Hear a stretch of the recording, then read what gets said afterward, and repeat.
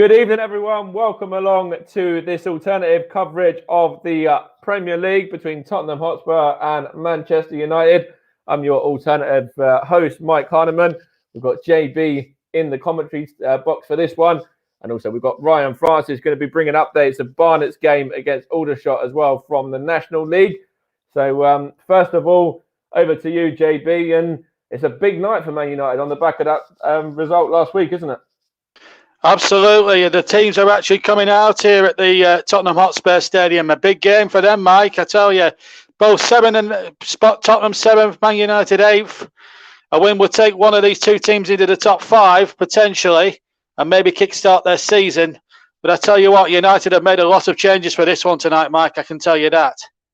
So we'll hand straight back to you now, JB, and you can run through how those two sides are looking. Absolutely. Thank you, Mike. And as I said, we'll be checking up with Barnet with Ryan very shortly. Thanks, Mike. Let's give you the two lineups. Lloris in goal for Tottenham, Emerson Royal, Romero, Dyer and Davis, the back four. Two holding midfielders in Højbjerg and Skip. Then it's Mora, Lo Celso and Son further forward, and Harry Kane up front. Or it could turn to be 4-3-3. Golini, Doherty, Reguilon, Sanchez, Rodon, Dele Alli, Bergwijn, Tanganga and Ndombele on the bench. For Manchester United, several changes. David De Gea keeps his place in goal despite conceding 5. It's a back 3 today of Lindelof, Varane and Maguire.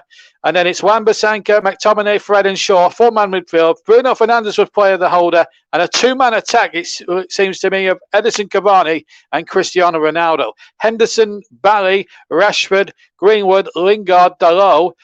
Sancho, Matic and Van der Beek are the Manchester United substitutes. The referee today comes from Nuneaton, that's Stuart Atwell. And before the kick-off, while they're just having a few warm-ups, let's just check on the team news at Barnet with Ryan. So let's start off with the Barnet team, who are at home at the Hive today. So starting in goal is Aston Oxborough, who is on loan from Premier League strugglers Norwich City. And then we also have Sam Beard, Matt Brundle, Kai Flanagan, Wesley Fonguk, Ryan Greenbridge, Alex Marriott, Edward Mason-Clark, Brent Richards, Everton, Harry Taylor, the captain, and Sam Woods. And for Aldershot, we have got a bit of a son and dad situation with the Aldershot team. Son Laurie Walker is in goal. Matt Birmier, Thomas Edisser, Kai Jordan, Lewis Kinsella, who is an ex-Sunderland player, Kai Leons Foster, Mantui Njunji, and Kian Oxlade-Chamberlain, who is the younger brother of Alex Oxlade-Chamberlain, who did quite well for Liverpool today. Graham Toure, Josh Vennings, and Scott Wagstaff. And on the bench, as I said, is the father of Laurie Walker, the goalkeeper, which is Matthias Walker. So this could be a very interesting game, as both of these teams are fighting relegation. 19th place Barnet are playing 20th place Aldershot, so this game could go either way. But just to look at the points difference between these two, as I said, they are together in the table, but there is a whopping 7 points difference between Barnet and Aldershot in the table. So I'll head back to you now, JB. Yes, and we're just remembering the war dead now, as Spurs remembered all those who have fallen in all the world wars as well. I'm just going to pause for a second.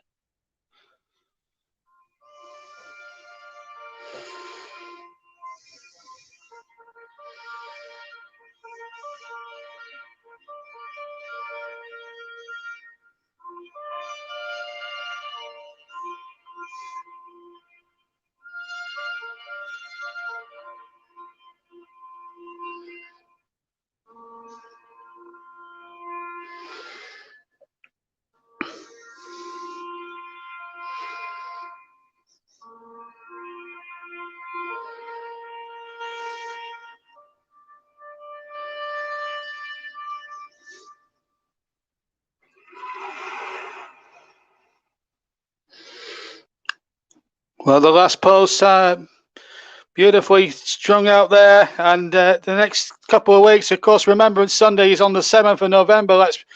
Let me remind you, And of course, the next couple of weeks will be all football will be paying its respects to the people to the brave armed forces that have died in conflict over the last 120 or so years over World Wars I and II, as well as other wars throughout the last 100 and so years. It's very interesting to see. Well, the referee today, Stuart Atwell from Nuneaton. The players will take the obligatory knee, and the message from the Premier League is clear.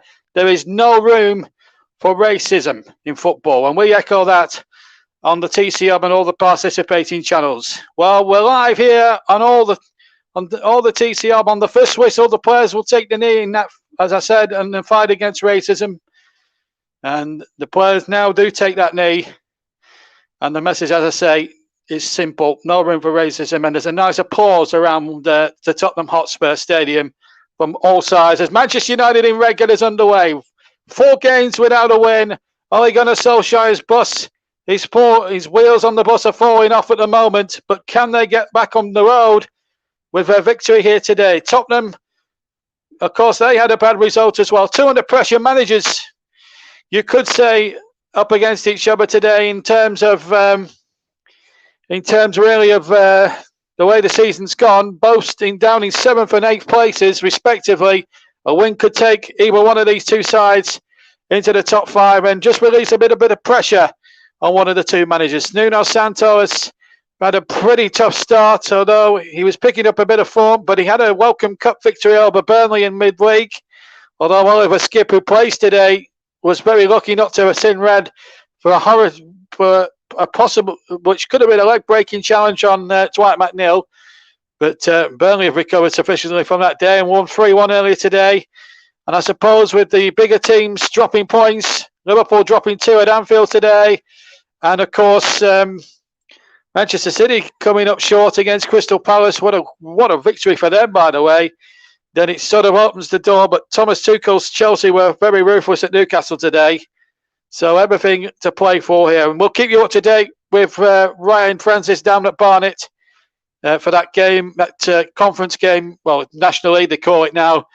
That game between Barnet and Aldershot down at the Hive. I almost said Underhill. That's the old stadium, of course. Not too far down the road from Tottenham, incidentally, North London way. Rafael Varane in from the start today. Didn't play in the game against Liverpool last week. Lindelof, who was all over the place. But Sean Wan-Bissaka are taking much more forward wing play position. So United are gambling with a back 3, even away from home. But here's Son Heung-min now on the left-hand side for Tottenham. Has to go back. And it's Ben Davies. And now Pierre-Emile Højbjerg. Ben Davies again, the Welshman. Ball forward again. A little back heel from Kane. And then the ball played out towards the far side there from Lo Celso. And Emerson Royal, who showed some good runs in the cup game on Wednesday against Burnley. I was watching that game as a fan and as a Burnley fan, and of course checking up on Spurs just in case I was needed for commentary this afternoon, which indeed I am. So a little bit of a watching brief as well as supporting Burnley, of course, on Wednesday. Ball headed out of play for throw-in. Lindelof across there on the left-hand side. Both teams in traditional colours. Now Kane gets the ball here. Left-hand side. Maguire. Lindelof, gets it back to David De Gea. Had no chance of this with the 5 goals, but it's. I've commentated on Manchester United for 6 years across JB Sports and the Commentary Hub, and I've never, in that time of covering Manchester United on any of those channels, alternate commentary on any of those channels on Manchester United, have I ever seen such a limp display as I saw at Old Trafford last week. Son Heung-min now for Tottenham. The pressure really is on Ole Gunnar Solskjaer. Really, when you think about it, he's had 3 years in the job at Old Trafford, and you've got to second place last season. There was a lot of false dawns when there was certainly a lot of hope and expectation when Ronaldo walked through the door. But from an outsider's looking in point of view, Spurs still have possession, so you're missing nothing at the moment. From an outsider looking in point of view, I think Ronaldo's inclusion, although it's been a decent success in terms of his goal return, it's probably been more of a hindrance rather than a help, really, because the problem with Ronaldo is he doesn't track back, as Micah Richards said in punditry last week after the Liverpool game. So be interesting to see how United do defensively in their defensive shape. But at the moment, with 4 minutes gone, it's just a slow burner at the moment. No great opportunities. De Gea gets the ball inside his area. Kane near to him, but he kicks away over the halfway line, looking for Ronaldo. The ball out towards the far side there. And here's Emerson Royale. Down the line he goes. Emerson Royale. Good football again. Lo Celso again. McTominay involved. And this is going to be a tricky afternoon, I think, for both sides. A one win here could really kickstart both their seasons. Tottenham involved in the quarterfinals. They got their draw. They got a draw at who have they got in the quarterfinals now? I'm forgetting now. I think they've got a home draw in the quarterfinals anyway. So that takes place in December, by the way. The quarterfinals of the League Cup. West Ham, I'm being told. So yeah, it's not going to be easy for them. 5 minutes gone then at Tottenham Hotspur Stadium. Michael is also our producer as well as host tonight. Live Premier League commentary plus updates from the Hive in the Panorama National League. Here's Emerson Royal down the right-hand side. Cross was deflected.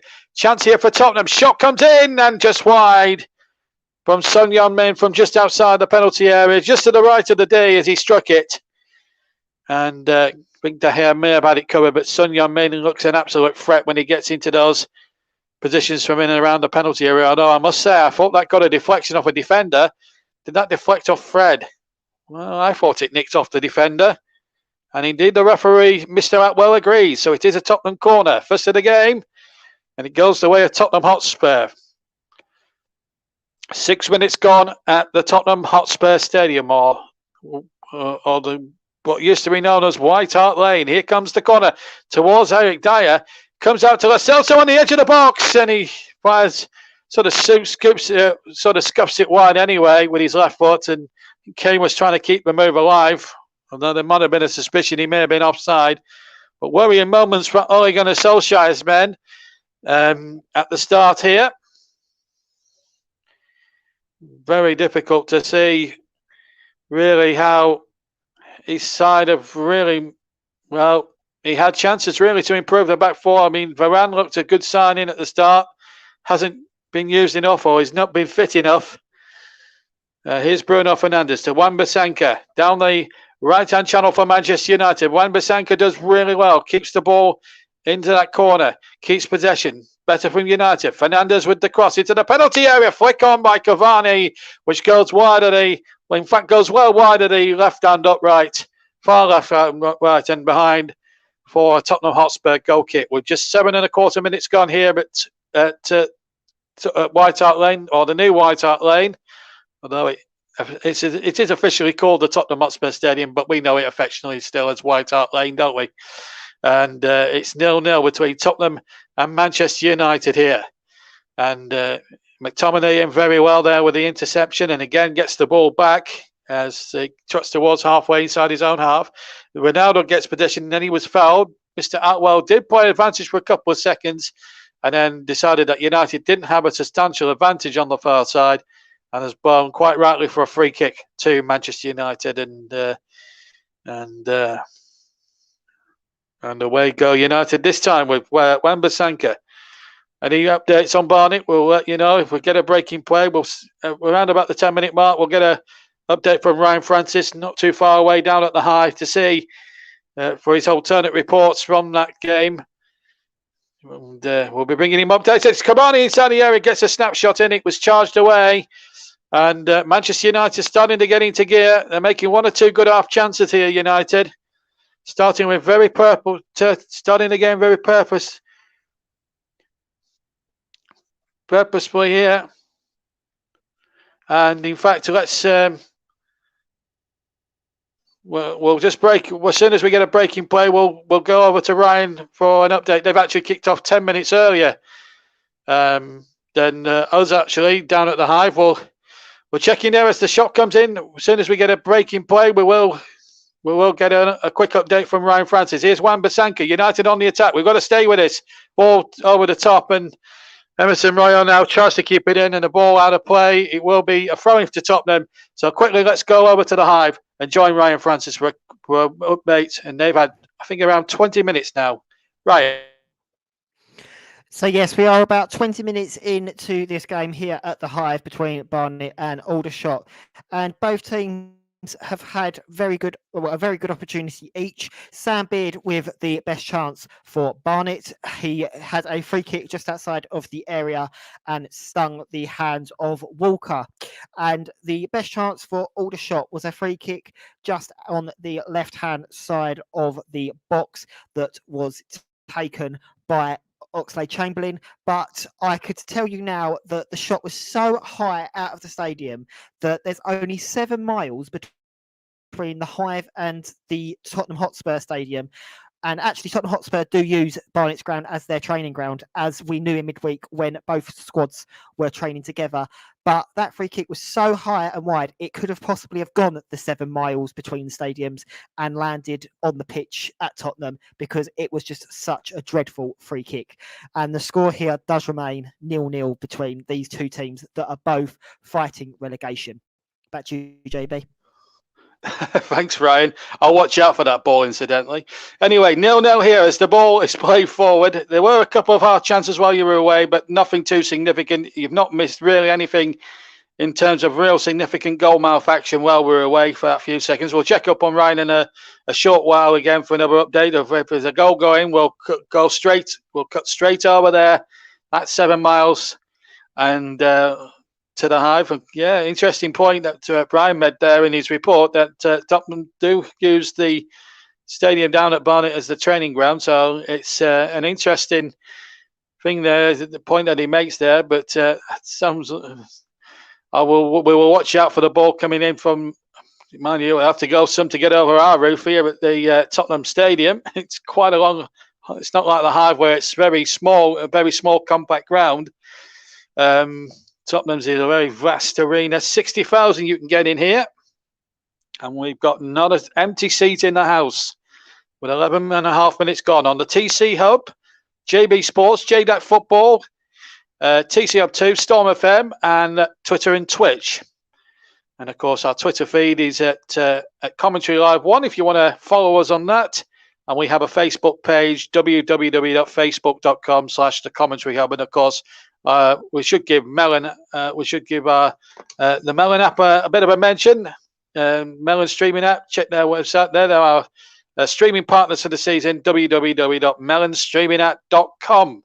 Right, here come Manchester United, far side with Shaw into the area looking for Ronaldo. Ball comes back to Fred, couldn't control it. United now playing, keep ball in the area. Fred goes down, referee didn't even hesitate. He didn't even think about giving a penalty there. I don't think it was one. I think it was more of a little bit of a collision more than anything else, an accidental collision. There was no way in the world that a penalty was going to be given when Fred went going down there. But Tottenham again looking the more likely to concede here. United are very much on top in this opening 12 minutes or so as that ball came in there, came back out. Fred was in there, missed his kick, slipped over. That's what happened. And let's see, was there any contact? Well, from that angle, it looks that way. But VAR will be checking, of course. And Southampton winning at Watford today, not too far away as well. Watford having a good win last week, but have lost. Win probability, it's hard to tell at this stage. 37% to Tottenham, 33 Manchester United, the 30% being the draw. But that's early stages, and we can't really do too much into the win probability at this early stage of the game. It's still very even Stevens as we go into the 14th minute of this first half. Live across all TC Hub platforms and YouTube channels. And here's Royal on the ball now for Spurs. Son has it now on the far side. Just hugging that right-hand touchline from the far side. Eric Dyer now has possession. Now Højbjerg. Spurs keeping possession really well, I have to say, on the far side. Royal now has possession. Son Heung-min now trying to look for Harry Kane in the penalty area. How he could do with a goal, Harry Kane. Had a couple of good opportunities at Burnley in the week, but found Nick Pope in supreme form. Nick Pope really certainly looked back to his best days, as he did today against Brentford. Made 2 good saves in the first half from Ivan Toney, which was the bedwork for Burnley's 3-1 success today. Gets them out the relegation zone, although they could drop back into that zone with if Leeds win at Norwich tomorrow, and of course Aston Villa take on West Ham tomorrow. What a game that promises to be at Villa Park. But here in the late game, we've had drama. Arsenal won 2-0 at Leicester. Not many people would have thought about that, considering that Leicester have picked up in sparkling form recently. But Arsenal went there. Aaron Ramsdale performed heroics. And I'm sure Mike Arneman, our host, will have no trouble in saying all that at the break. As Lloris kicks away from his hand. So at 2-0 there. Liverpool have dropped points at Anfield against Brighton. A plucky Brighton who have made a terrific start to the season. Foul against Harry Kane in the 15th minute. Varane is the man down, and referee Atwell wanting words with Kane. Free kick to Manchester United midway inside their own half. And also, it's got to be said that Manchester City against Crystal Palace, that one probably the result of the day really for Patrick Vieira. Delighted for him. He's a very good young manager. Has a great experience, fast success in the game for France and for fans, definitely for Arsenal. And of course, he won a FA Cup with Manchester City at the end of his career. What a way to go for his playing career. And a very good playing career, Vieira. Not too far down the road at Highbury and then the Emirates. He's a really great, tenacious competitor he was in his playing days, and he certainly instilled that into his management as well. A great result for Palace. Meanwhile, Manchester United pick up the loose ball inside the Tottenham half, but Emerson Royal gets the ball over the far side, and out of play it goes for a throw-in for Tottenham Hotspur. As I say, Watford 0, Southampton 1, and there's been a goal in the game at Barnet. Here's Ryan Francis. And Barnet have actually gone against the run of play here with a brilliant attack. The first time cross was blocked, but it came back out to the right-hand side where none other than Mason Clark could pick up the ball, put a cross into the box, and who else but Kai Flanagan was there to head home from around 6 yards out and give Barnet a crucial 1-0 lead here at the Hive. So it's Barnet 1, Aldershot 0. Thank you, Ryan. 1-0 to Barnet against Aldershot. Bit of a derby, that one. Southern derby, that one in the conference. Here in the Premier League, it's Tottenham 0, Manchester United 0. Whilst we're away with Ryan, nothing much happened really in the way of clear-cut opportunities. Just been keep ball really from Tottenham while we were away, and now we're back now, and here's Lucas Moura picking it up. The match winner, of course, on Wednesday night, of course, against Burnley. Downward header into the net. No chance for Pope on that occasion. Here's Ben Davies now in towards Son Heung-min. Ball knocked forward towards Kane. And now a chance here for Lo Celso to break. But United looking a bit more stouter, I have to say, in defence. And it was interesting that Harry Maguire, I watched an interview with him on Football Focus at lunchtime, and he was saying that to Dion Dublin, in fact, he was saying that the players, we really hurt. We let ourselves down. We let everyone, we let the club down, and most of all, we let the fans down. And I thought that was, and he admitted it very much so in a very heartfelt interview. And you could tell in his face, really, when you watched that interview on Football earlier to this lunchtime, you could tell that he meant everything he said. He still looked ashen-faced about it all. And I think there's an intent here in this opening 18 minutes here that Manchester United look very good at the moment. But Spurs now just starting to come into it. They've won a free kick about 20 yards inside the half, and a yellow card is going to be issued to Luke Shaw. And a foul on Lucas Moura it was on the far side. Shaw actually initially lost the ball there to Romero, and then he brought down Lucas Moura here. Good play there, and he just sort of rugby tackles him to the ground. And yeah, you can get away with that down the road at Twickers, but you can't get away with it at Tottenham Hotspur Stadium. And that will get you a yellow card. Ball down the line towards Harry Kane.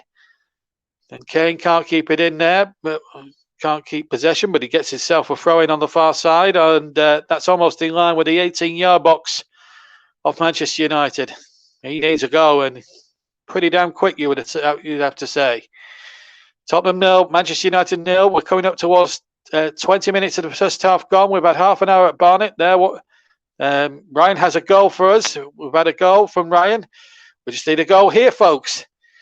And we've had plenty of other incidents and dramas today in the Premier League games. Are we going to get more here in the late game, I wonder? Here's Ben Davies, left-hand side for Manchester United. They appeal a penalty. Referee says no. He wanted handball against Wan-Bissaka, and there's 2-3 Tottenham players trying to surround the referee. Son Heung-min with a sarcastic smile towards the referee. Now, well, his arm looked down. It's a very hard one for me to say whether that was ball to hand or whether that arm was in an unnatural position. And VAR would have checked it anyway, and I think they're going to line up for the corner anyway, which tells me what you need. It tells us what you need to know, really. That I don't think it would have been a penalty in any case. And corner it is to Tottenham. Can they get that breakthrough and put more agony on Ole Gunnar Solskjaer's shoulders? I wonder. Here comes the corner. Lo Celso with it, low corner, but didn't really reach the first man at the near post, and it's hit a bit up and under, and Son Heung-min controls it nicely round the corner. And again, United just do enough and get it out. And Højbjerg loops another high up and under. May have got a slight deflection which looped it over. Ball now on the right-hand side with Ronaldo. Touches it back to his fellow Portuguese, Bruno Fernandes. Now Ronaldo, little flick there back to Fernandes. One of the skill. Ronaldo's certainly still got the flicks and tricks and skills at the ripe old age of 36. He's like a fine wine, Ronaldo. Whether he's to blame for what's going on at Old Trafford or not, one thing you can't deny, he's still one of the greatest players of all time, and it's always a privilege to watch Cristiano Ronaldo as a neutral. Here's the ball played in there towards the penalty area. That's surely must be a free kick to Spurs. On the edge of the box, just to the right of the D. Maguire was the guilty party, and he becomes the second United player in 3 minutes to pick up a yellow card. And now Manchester United, having made a promising start in the first opening quarter of an hour, now all of a sudden find themselves under the caution. It was Oliver Skip, it was Lo Celso making the run, and he bodied, another rugby tackle there, potentially there on Giovanni Lo Celso there. Maguire knew exactly what he was doing there. With 22 minutes gone, we're halfway through practically the first half now at the Tottenham Hotspur Stadium. Tottenham have a free kick right off centre, 2, maybe 3 yards outside the penalty box. Stuart Atwell urging United to the United wall to get back behind the line, which is 10 yards away from the kicker. Kane thought about it, but he stepped away. Diaz, Son, Lucas Moura, and a couple of others, Emerson Royal and Højbjerg are the 5-men committee. And they're going to try and cook up something here. Freddie's standing behind a 4-man wall, which includes McTominay, Maguire, Lindelof, and Fernandes. Or is it Varane? Varane, in fact. Fernandes is the 4th man. There's a couple of players, Spurs player in the wall, and it's Emerson Royal with a free kick. It was a poor one, really. Didn't get the height or the trajectory. Oliver Skip picks the ball up now, plays it back to Moore. A little chip in there towards Son. He's got him behind. Son Heung-min! Oh, he's knocked it over.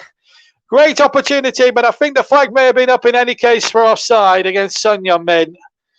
It was a very close decision, but another little chip in there, which caused all the problems. The free kick from Emerson Royal was feeble, to say the least. Comes out to Oliver Skip here. Then Moore gets it. Chips the ball over the top, and it's very touch and go whether Son was offside. In any case, he puts it over pokes the ball over the bar with his right foot. I mean, took it down nicely on his left foot.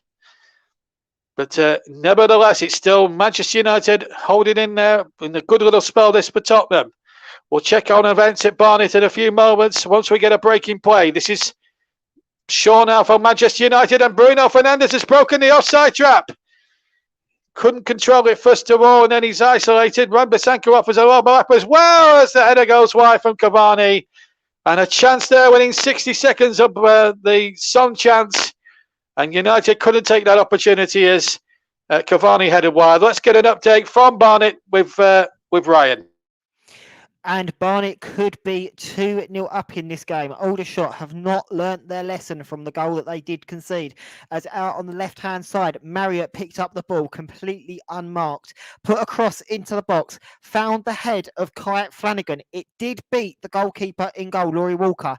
However, referee Daniel Middleton said that there was a foul in the box during the cross, so the goal was disallowed and a free kick was given to Aldershot. But Barnet have definitely got control of this game, and there's a shot here for Fungup, and he just drags it wide of the post.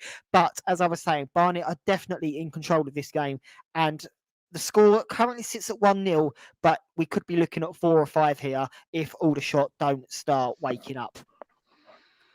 Thank you, Ryan. Sounds like they need VAR down at the Hive at the moment, as Manchester United have possession inside their own penalty area.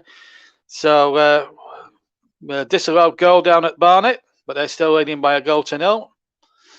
As Lindelof now heads it down, and McTominay having to turn away and has to use his goalkeeper again. We're just 26 minutes into the first half here at the Tottenham Hotspur Stadium. I should tell you that we've had a terrific game of football so far, but we've not yet had a goal to speak of yet in terms of yet. But I've got to also tell you there's a nice little statistic I'm proud of at the moment. I've done in 5 months, 6 months of doing live games for the TC Hub. I can't recall in live football terms actually doing a live 0-0 draw on a TC Hub game. Let's hope that is not the case today, folks.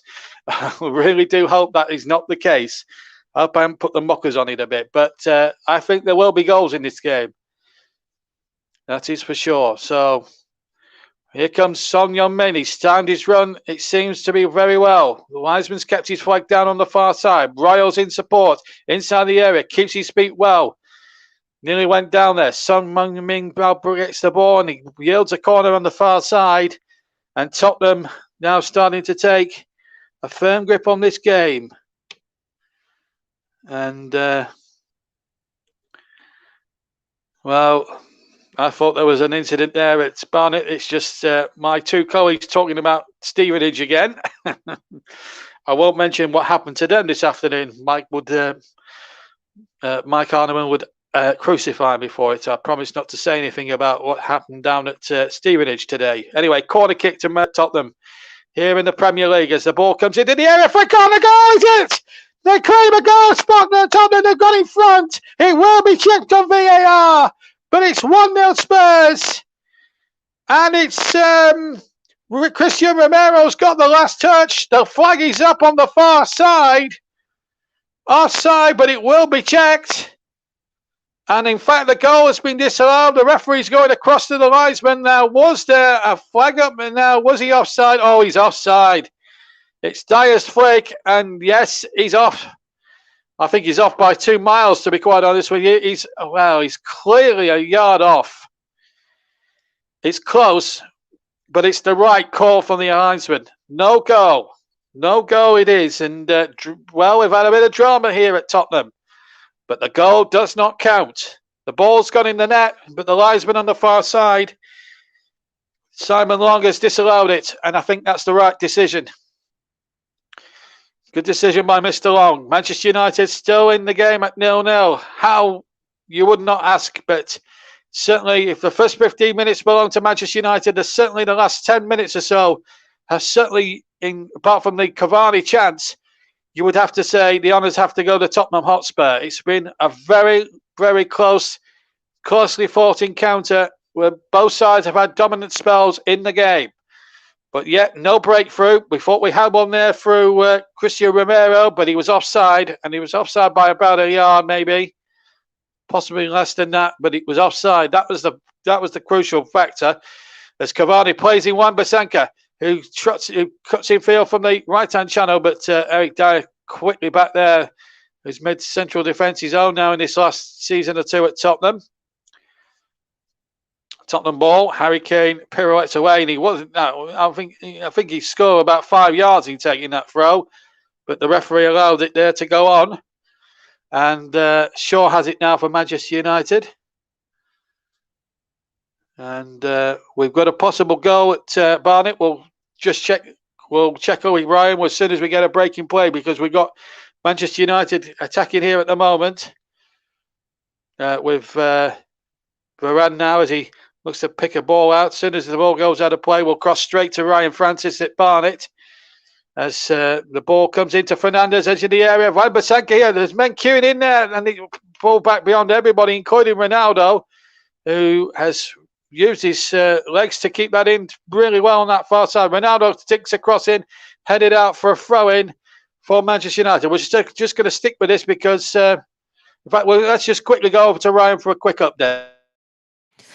Aldershot thought they had equalised in this game with their very first attack of the game after 40 minutes. However, referee Daniel Middleton and his assistant on this near side, Aidan Quelch, have broken the hearts of Aldershot fans by disallowing the goal for an offside. And on review, I think VAR possibly could have turned this one round, because it looks very, very close, but possibly the player was just offside. So the score does remain 1-0 to Barnet, but it could have possibly have been 1-1. So close. So close indeed. Well, it looks like controversy down at the Hive. We've had some drama here at the Tottenham Hotspur Stadium in our live commentary match, the main event, but yet no goals. Goal disallowed, rightfully disallowed when Romero thought he'd scored, but he was at least a yard, maybe two offside. Nothing happened whilst we were away with Ryan. But everything happening at Barnet at the moment.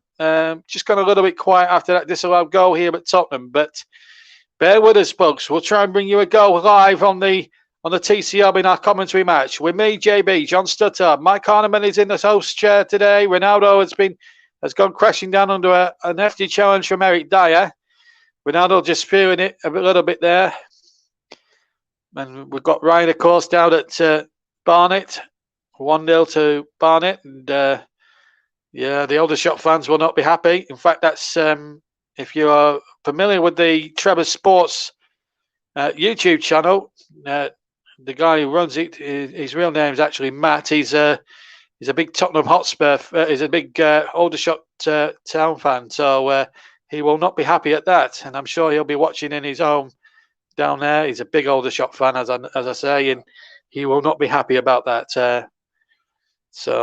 Yeah, what we'll give Trevor Sports a mention. Don't forget to check out the video that premiered last night on their channel. I'm on it, Euro 96. Anyway, in the real life, as Fred strikes the shot from all the 35 yards, and it needed Lloris's 6'2" to get across and flick that one behind for a corner. And that was swerving and dipping and doing all sorts. Terrific left-footed drive there. And the goalkeeper did well, got a good couple of gloves on it and turned it away. Good save from the Tottenham captain. Tottenham have had 3 quarters. This is United's first. Here at the new White Hart Lane. Tottenham 0, Manchester United 0 in the Premier League. Live on the TC Hub as the corner comes in. It comes out to Bruno Fernandes. He chips the ball into the penalty area, and the ball out of play for a goal kick for Manchester United. Oh, for Tottenham Hotspur, I should say. Oh, dear me. Oh, I think my head's gone dizzy because Burnley have won today. Anyway, it's a goal kick to Tottenham and not to Manchester United. Oh, well, even the best of us make hiccups now and then as we see that effort again from Manchester United go wide. Harry Maguire had a few words to say to the referee. Been an incident-packed 33.5 minutes so far, but as I say, no goals have been scored. We have had the ball in the back of the Manchester United net, obviously, but it's been disallowed for offside, quite rightly so. And full marks to Simon Long on the far side. The attempts, we've had 5 apiece, but we've had 1 on target for Manchester United, and that was the effort you just heard me call a few moments ago from Fred.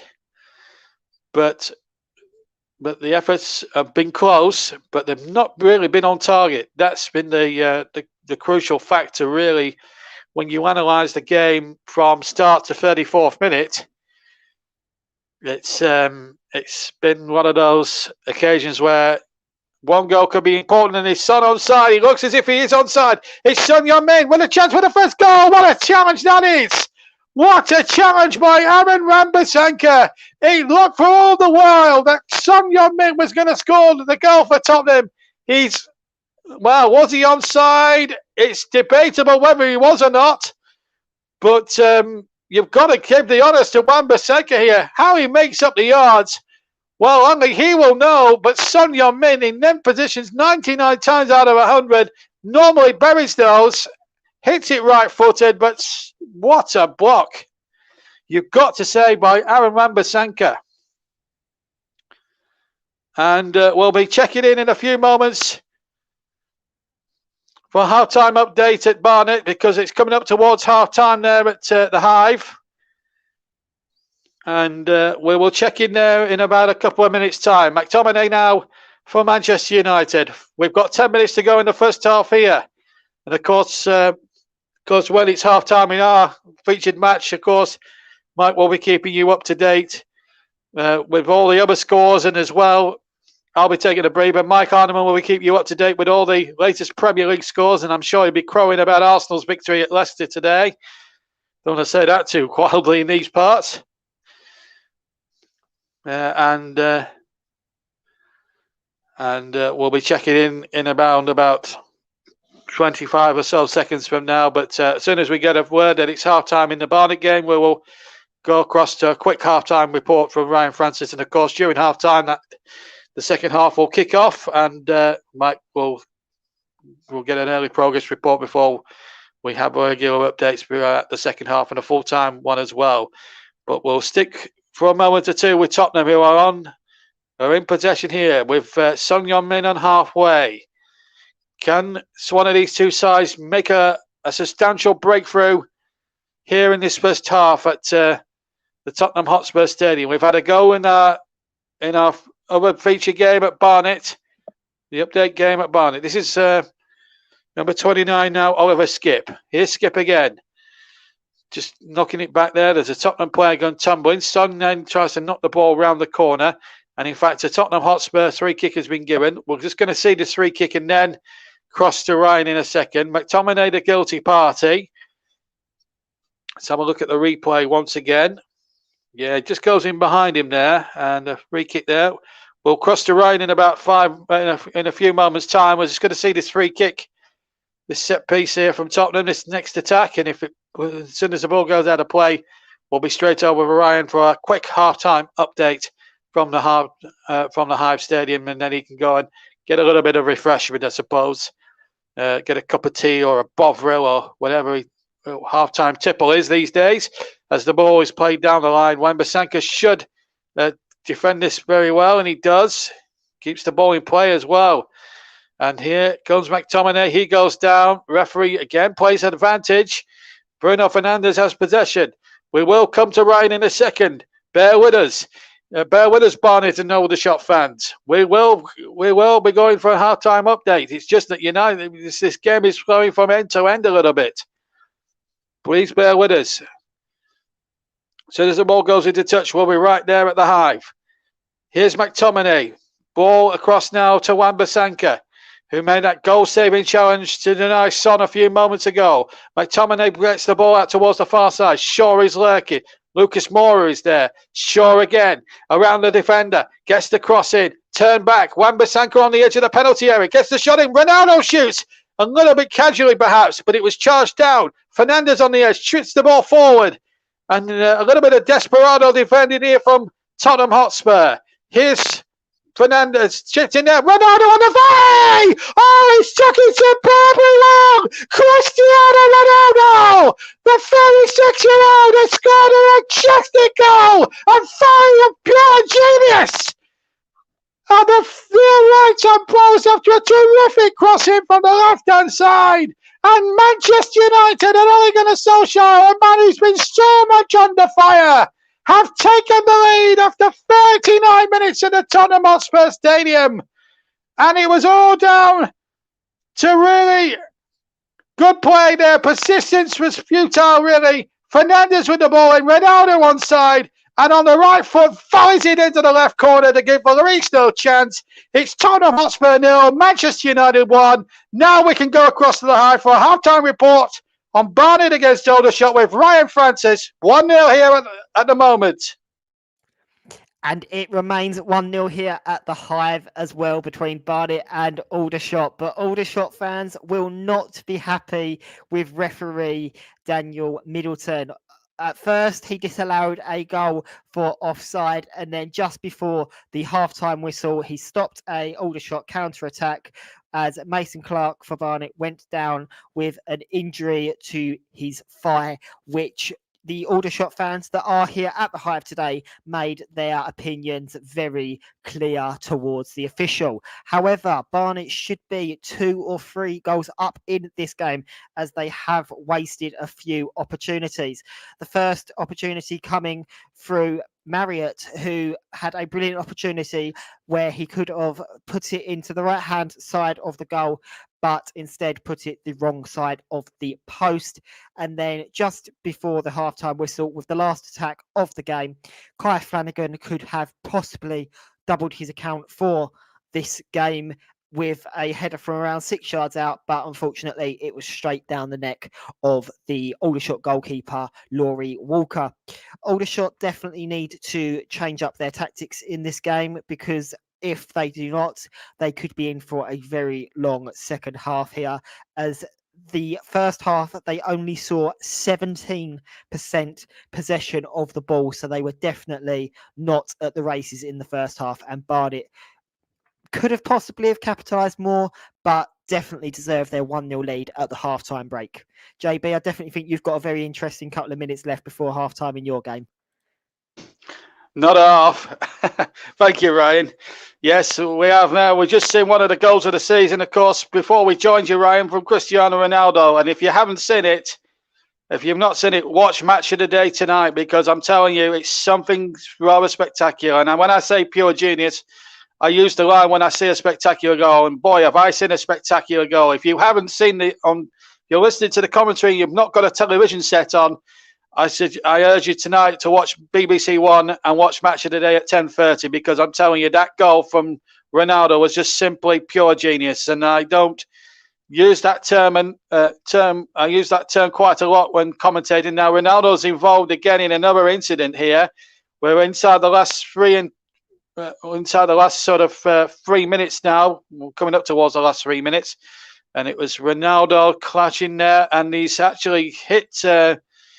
Knocked Romero to the ground. I'm not sure whether that. Well, I mean, I'm amazed he's not got a booking for that.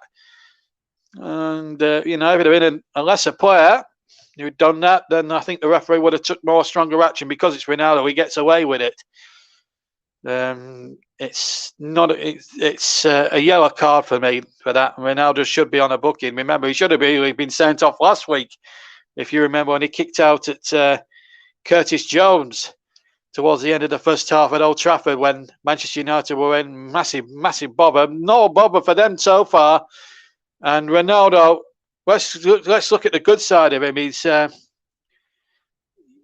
absolutely, Mike. I agree. Mike just reiterating the point there on the in my headphones at the moment. He's about to come on mic in about a few moments' time.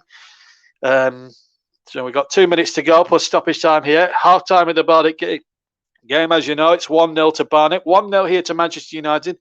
But Tottenham have played well enough in some quarters to merit a bit more than what they've got. Here's Emerson Royal, who's a super little player.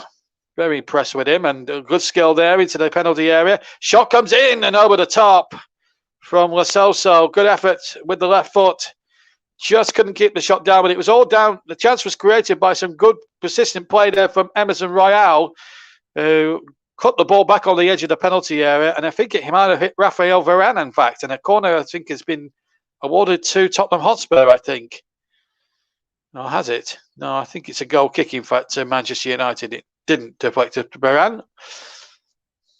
But, Ronaldo, if you see that goal from Ronaldo on Match of the Day tonight, you are going to be in for a right treat. Let me tell you that. If you haven't got any game, if you haven't got the game on, you're in for a right treat. 12% the win probability now for Spurs, 25 the draw, 63% Manchester United. But as I say, there's still a long way to go in this game. We've still got another half and a little bit of football to play, and anything can happen in football. Just ask Liverpool and Brighton, because it looked as if Liverpool were going to get a home banker, but they didn't count on Brighton. And with the way United have been defending, Tottenham will still find a little bit of encouragement from somewhere. Corner kick to Tottenham. And they won't give up the fight themselves, so they're running down that left-hand side and yielding this corner. Means diddly squat that. Although Mike reckons it's another great result for the Gunners. Yeah, possibly will be, although it's your rival.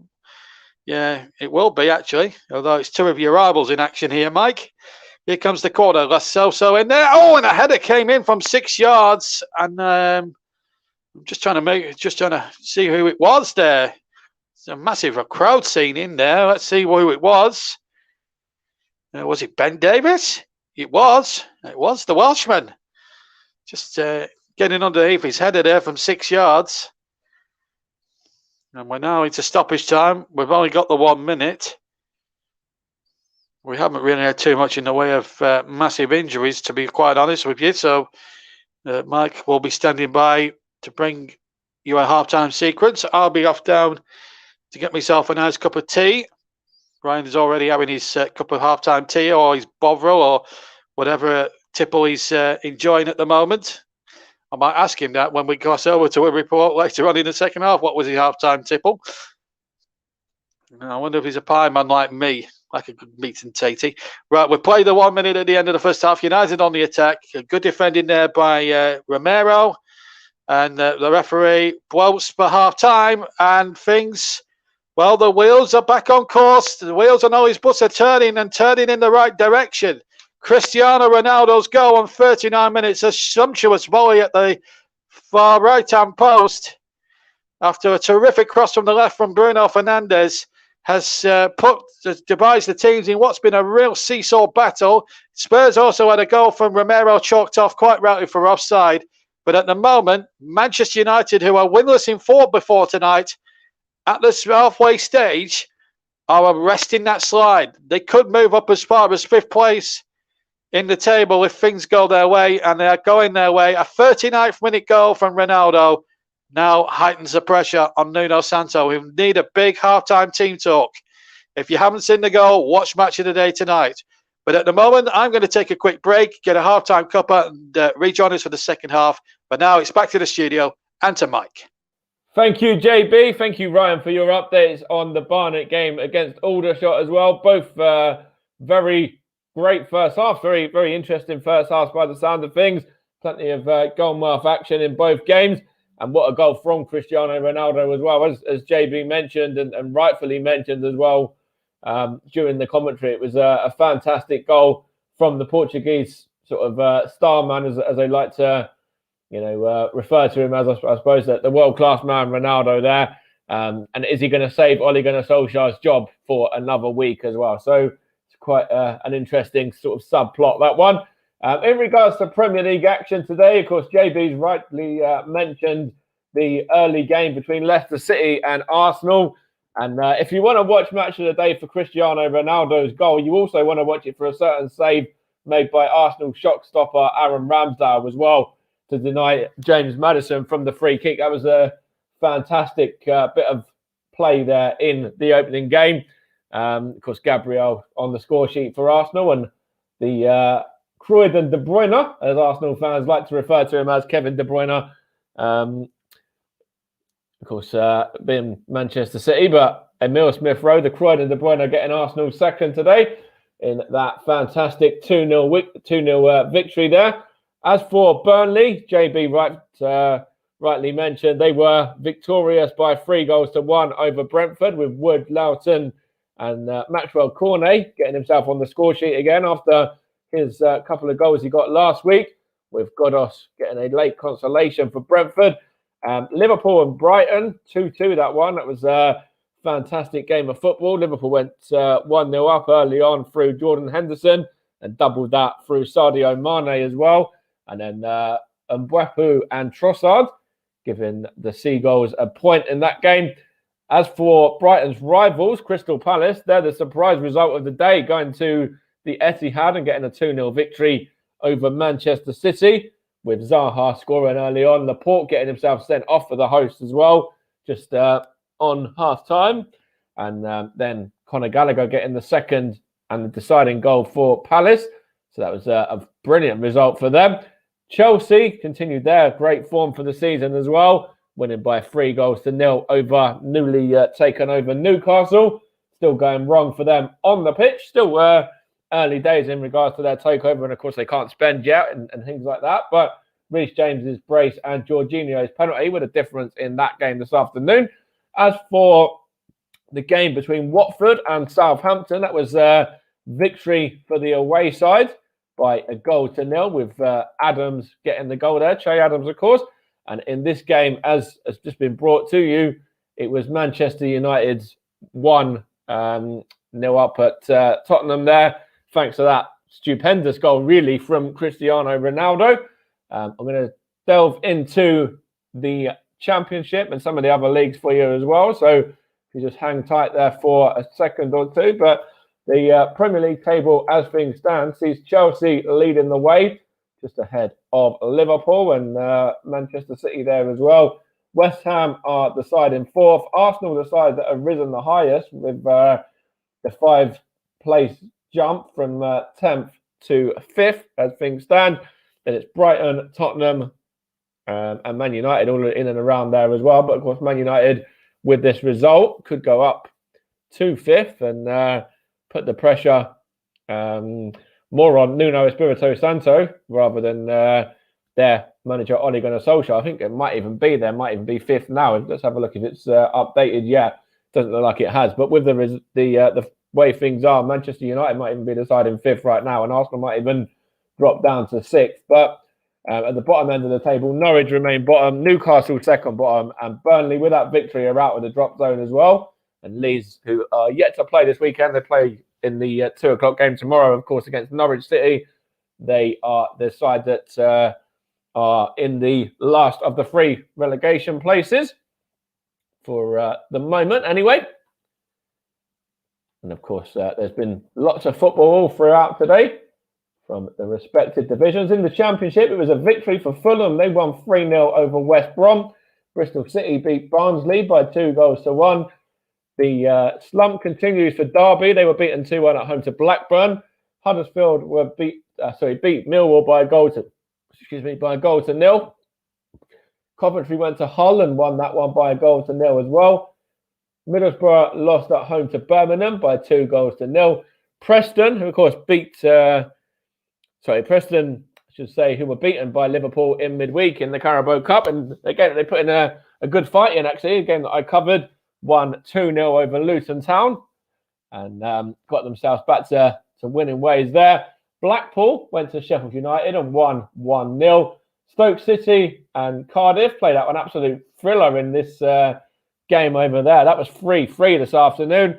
And Swansea won 3-0 over Peterborough. The game between Reading and AFC Bournemouth kicks off in around about an hour and a half time.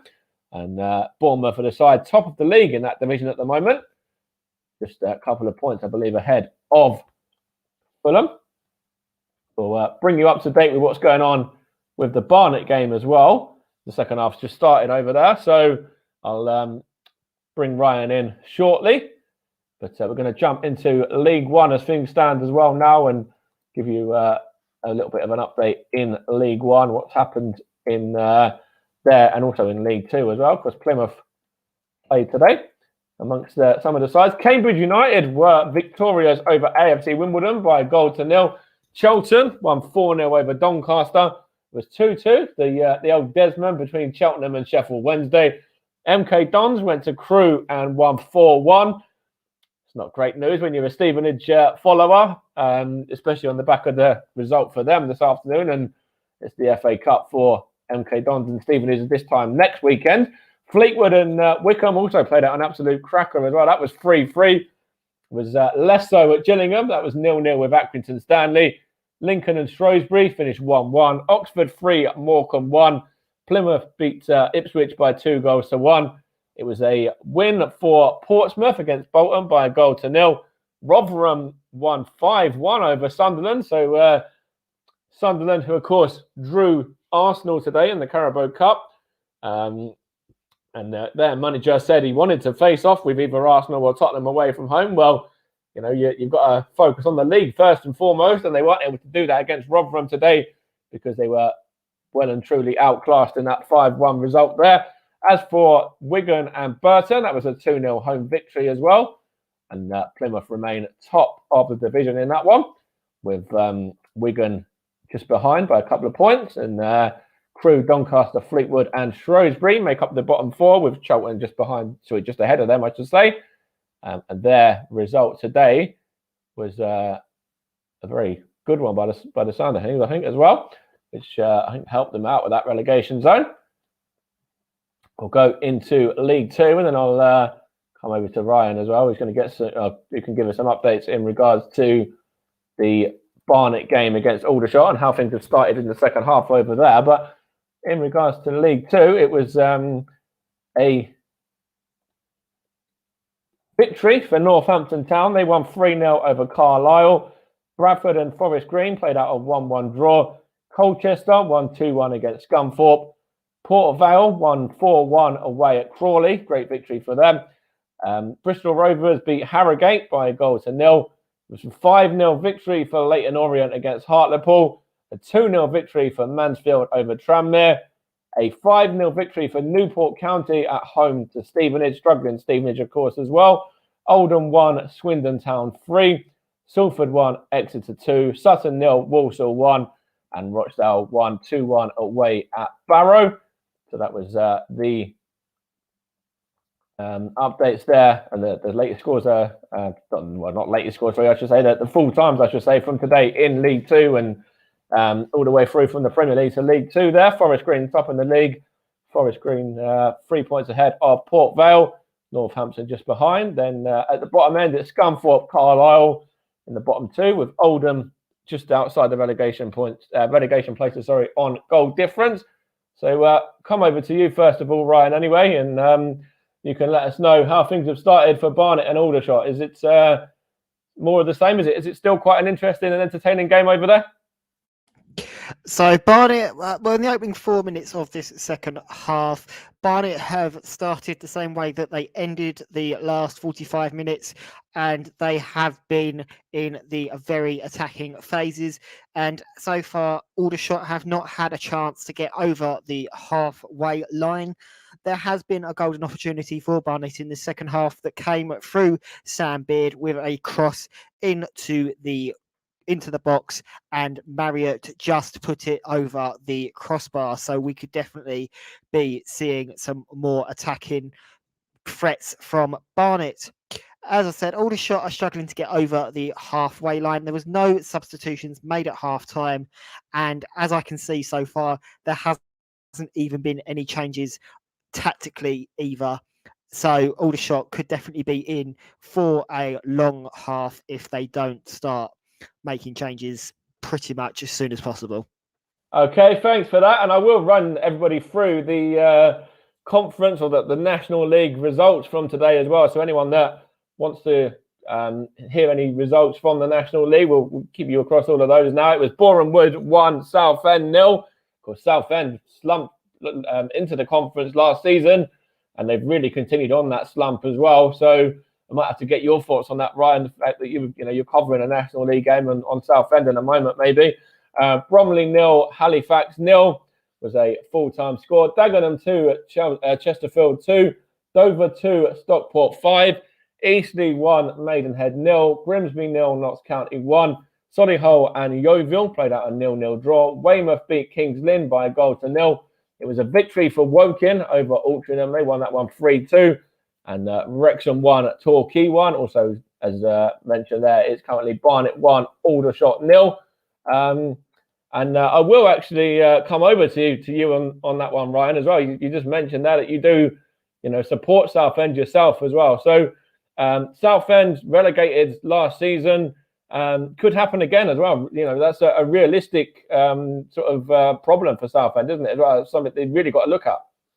It's definitely something that they've got to look at. I mean, in the last season, it was a season to forget for Southend fans, definitely. I mean, we had the issue with having an inexperienced manager into Football League.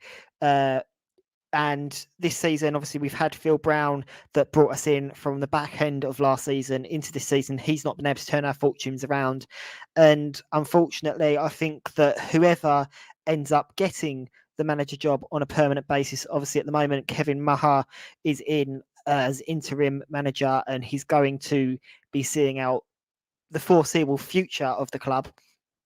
But Southend definitely could be looking at coming out of the footballing pyramid, really, because there doesn't seem to be any changes being made at the club. There doesn't seem to be many tactical changes, and unfortunately for the players, they just don't seem to have the desire that they had, say, 5 years ago when they were playing in League One against the likes of Leyton Orient and had championship football in their sights.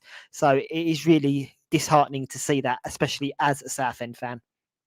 Cheers for that, Ryan. And we will keep across the Barnet and Aldershot game, still remaining 1-0 to Barnet. The teams are back out at Tottenham now as well. So we're going to hand you back over to JB for the second half. But first of all, JB, that Cristiano Ronaldo goal, something else, wasn't it? It was out of this world, as they say. Well, I said it was pure genius, Mike, I have to say. And I don't use that phrase very often in commentary unless something spectacular happens. But I tell you what, it was some goal. And I think, if anyone, and thank you very much, as we start the second half, all the players are all present and correct. And away we go in the second half. As Mike says, very difficult. I feel sorry for poor old Ryan, Southend fan. It's not easy when you see your team relegated from the Football League and then they're struggling in the conference at the moment. So I hope Southend pick up form. They've got Stan Collymore in as a director of football, I believe, at Roots Hall. So hopefully things will start picking up. Here's Ronaldo at the start of the second half, bursting inside the Spurs area. He's drawn out to the left-hand side, plays the ball to Shaw. Shaw now turns. We will be checking up at the Hive in a few minutes' time for a progress report from that game. Remember, 1-0 to Barnet is the latest score there. And that is the case here. And it keeps up my brilliant record of not having a 0-0 in any live game I've done for the commentary over a 6-month period, stretching back to the European Championships in the summer. I can't remember covering a 0-0 in that European Championships as a commentator anyway. As the ball played in there towards Cavani, just hooked away there by Emerson Royale over to the far side. It was a good ball. Cavani had got a touch on inside the penalty area. That might have been 2-0, Here's the ball played back. That was a poor kick out there by De Gea, straight to Lucas Moura, who scored in the wake. The shot comes in, and it's right-footed by Son, just inside the D. And behind for a goal kick to Manchester United. A rueful smile from Son Heung-min, the South Korean. And that goal kick was not punished. Really poor goal kick, really poor clearance, I should say, from David De Gea. But it still remains 1-0 to Manchester United. This was always going to be a tricky test for United, considering they're not wanting 4. That stretches back to a 2-1 defeat to Villa. Of course, that also includes a League Cup exit as well to domestically, includes a League Cup exit, which we covered on the TC Hub, to West Ham United. Ball play through. Ronaldo is onside, and he's in for a kill, and he scored again. It's 2-0. Ronaldo, but the flag is up. Oh, is it? No, it's Gibbon. I thought it is Gibbon. Well, everybody's confusing me. The scoreboard said 2-0, and then Ronaldo wheeled away. And in the end, although Simon came to the right decision, I mean, it's not been given, by the way. It still remains 1-0. Great finish, by the way. But this is an annoyance for commentators, players, and supporters alike, that these silly offside rules are still being implemented I am going to keep criticising it until the cows come home. If he's offside, put the flag up, give a free kick, get on with the game. Don't allow play to carry on for another 10 seconds, and then put the flag up. I find that rule absolutely and utterly ridiculous. Really does boggle the mind. Whilst I calm down from that little passage of play, here comes, let's bring you an update from Barnet with Ryan. So, we've had 7 red cards in the conference today, or the National League today, and I think we have just possibly seen a contender for the 8th red card, and possibly the worst challenge in footballing history there by Barnet's player, none other than Mason Clark. He has gone in. I don't even know how he's escaped with a yellow card. He's a very, very lucky man, but he's gone in on Josh Venkins, 2-footed off the ground. Referee Middleton has had an absolute disgrace there, but the free kick has been given. Mason Clark has got away with a yellow card, and Vennings has now gone off and is being replaced by Mohamed Siler, not Mohamed Salah, Mohamed Siler.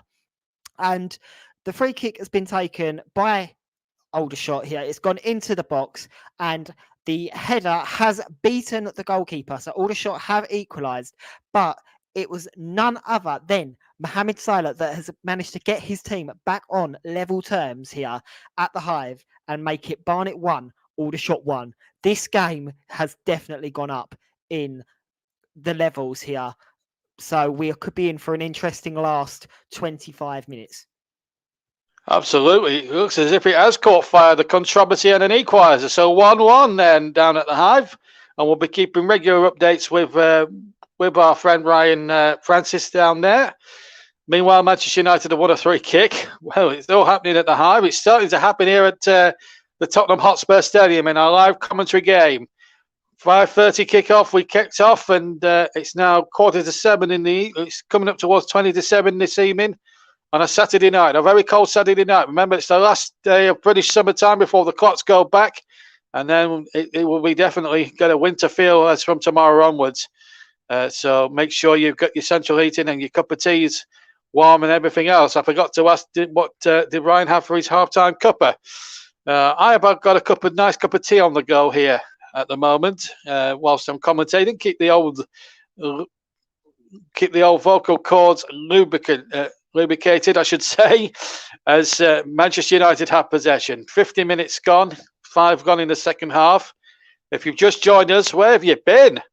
You've missed it all. You've missed 2 goal updates from the Hive. You've missed a potential red card which could have been given down there for Barnet, and you've missed a world-class Ronaldo goal, and he almost had a second, but it was disallowed for offside. Now, Spurs come forward. Is Son onside this time? Well, you can never tell with these officials, to be quite honest with you. Son didn't get the ball anyway.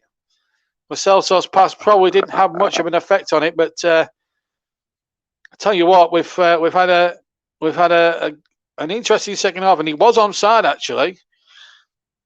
I wonder if would have been playing him on if the ball had got through to Son. I know it would have still needed a lot of work to do to pop away the equaliser. Spurs do look a threat, but they just haven't been able to apply the finishing touch. Cavani has it on the far side for Manchester United. And at the moment, Ronaldo in that final third looks an absolute menace, really, to Tottenham. And here he is now on the ball. Get it out to Fred, who came close himself, forced a good save from Hugo Lloris. It's Tottenham Hotspur 0, Manchester United 1 on the TC Hub 2, JB Sports, J-DAC Football and Storm FN. That's Mike Harneman's very own channel. And we have a game with a vengeance. We're also on Twitter and Twitch. We're not on Periscope anymore. Of course, if you haven't, there's no point. Well, if you haven't checked out the predictions to see how you fared against me and Russ, hopefully I can beat my score of 3, and sort of take it to a decider. We've decided if I beat Russ's score, then we go to a decider near the end of the season. But obviously we'll have to play all the games. Of course, that includes the Monday night match between Wolves and Everton, of course. What a game that promises to be. Molineux. There's Shaw now for Manchester United, getting the ball forward, gets a little deflection and out of play. So Tottenham Hotspur are bringing on a substitute. And it's Lucas Moura, the match winner against Burnley on Wednesday. He's coming off. Well, they say Divock Origi's goal in midweek against Liverpool is special, and I'm sure Mike, who commented on it was a special goal, but I think Ronaldo today has just topped that, really. And what I mean by Origi's goal is that he scored a gem of a goal against Preston in the Cup, which saw Liverpool through to a quarter-final. But I think Ronaldo's just topped it. And we've got Bergwijn on now for Tottenham, replacing, as I say, Lucas Moura. So Tottenham making a change. Here's Royal. Here's Lo Celso, who's gone just to the right-hand side. Giovanni Lo Celso now. Can he get the cross in? Deflects off Maguire. It will be a corner for Spurs. Now, can they try and force the issue, force an equaliser from some description and try and get back into this game? They will try their best to try and do that. And Son is going to take it far near side. Can Spurs find the oracle and get the equaliser and get themselves back into this football match? They trail 1-0. Ronaldo's goal 5 minutes from half time is the difference. Son's corner headed away. Comes to Emerson Royal. Son is in support on the right-hand side. Stays on side. Now uses Royal, who gets the crossing. It's a poor cross from Royal. Didn't really reach the second man. Højbjerg takes it into midway inside the Manchester United half. Now Spurs looking for something. They need to find Harry Kane, who's been, again, non-existent. And questions have to be asked is where has he been in most of these games for Tottenham? He wasn't really anywhere for Spurs. Offside given again. And they've been caught offside far too much, I think, Spurs. And easy decision there for Harry Leonard on the near side to make. And, well, yeah, just offside there. It's beyond the 18-yard line, which made it a bit easier for us to judge where he was offside. It was Ben Davies, actually, who was caught offside by Mr. Leonard, the linesman on the near side. 10 minutes gone in the second half. Still 1-0 to Manchester United. Cristiano Ronaldo's goal and 39 minutes the difference. We will be checking up with Ryan Francis in a few minutes' time with a progress reporting again. That's been, well, from what I've seen, what I've heard of it so far from his updates, it's been quite the all-action match. And people say that conference non-league football isn't great entertainment. Well, I think Brian and Matt have just banished all those fears, banished all those theories in all his reports this evening on the Barnet game. Here's Shaw now for United. Good challenge again by Royal, and the ball out of play for a throw to Manchester United, I think, is it? Yes, on the near side, in line with the 18-yard box of Tottenham. 1-0 to Manchester United, as I say. Shaw will take the throw. Bergwijn just sizing up to him as well as Fred gets the ball. He was shoved to the ground, but the throw has been given again to Manchester United. Shaw again to take it. Almost from the same spot as he took the last throw in. Again, near side. Almost in line this time with the penalty spot. The Tottenham penalty spot. Or the penalty spot they're defending, I should say. But Spurs have got possession back. The throw-in wasn't penetrating enough. Head of one there by Varane, who's got the gloves on now, incidentally. Bit of a softie there, isn't he? You know, wear gloves in this weather. It's still British summertime, Raphael. What are you doing with gloves on? Wait until December. 57 minutes gone on the TC Hub, and it's Tottenham Hotspur 0, Manchester United 1 in our live Premier League alternate commentary. And it's JB John Stuttard in the commentary box. We'll be getting a live update from Ryan Francis in a few seconds. His game is now 67 minutes in, and we'll be crossing to him very shortly. As soon as there's a breaking play in this game that we're watching here. Here's Højbjerg now into the area. Back to Højbjerg inside the box. Good challenge by Maguire. Ball out of play. We'll stay with it because it's a Tottenham throw and in deep inside Tottenham territory. Son Heung-min has it, hugging the right touchline. uses Lo Celso. Royal back to Son again on the right. Son's crossing again on the right-hand side, and again it evades everyone inside the penalty area. Let's get an update now. They've played about 67 minutes at the Hive. Let's check in at the halfway stage of the second half there with Brian Francis. So, yeah, 67 minutes are on the clock, and Aldershot are definitely starting to turn the tide in this game.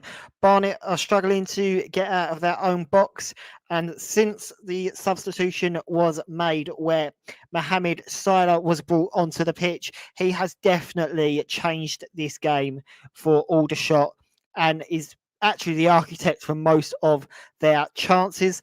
Barnet have had one half chance that has come through Adam Marriott, but nothing too testing for the goalkeeper. Mason Clark, as I said, is a very lucky boy to still be on the pitch, and that doesn't seem to have deterred him from going to ground, as he has made two very questionable challenges. So we could possibly be seeing a red card in this game very soon if Mason Clark is not substituted at all soon. And as for referee Middleton, he is still not going to be a very favourable man in Aldershot, as a lot of his decisions in this second half have been exactly like the first half, going against the away side, and the away fans here in full voice are making their opinions heard about that certain topic. But the score does remain 1-1 between Barnet and Aldershot.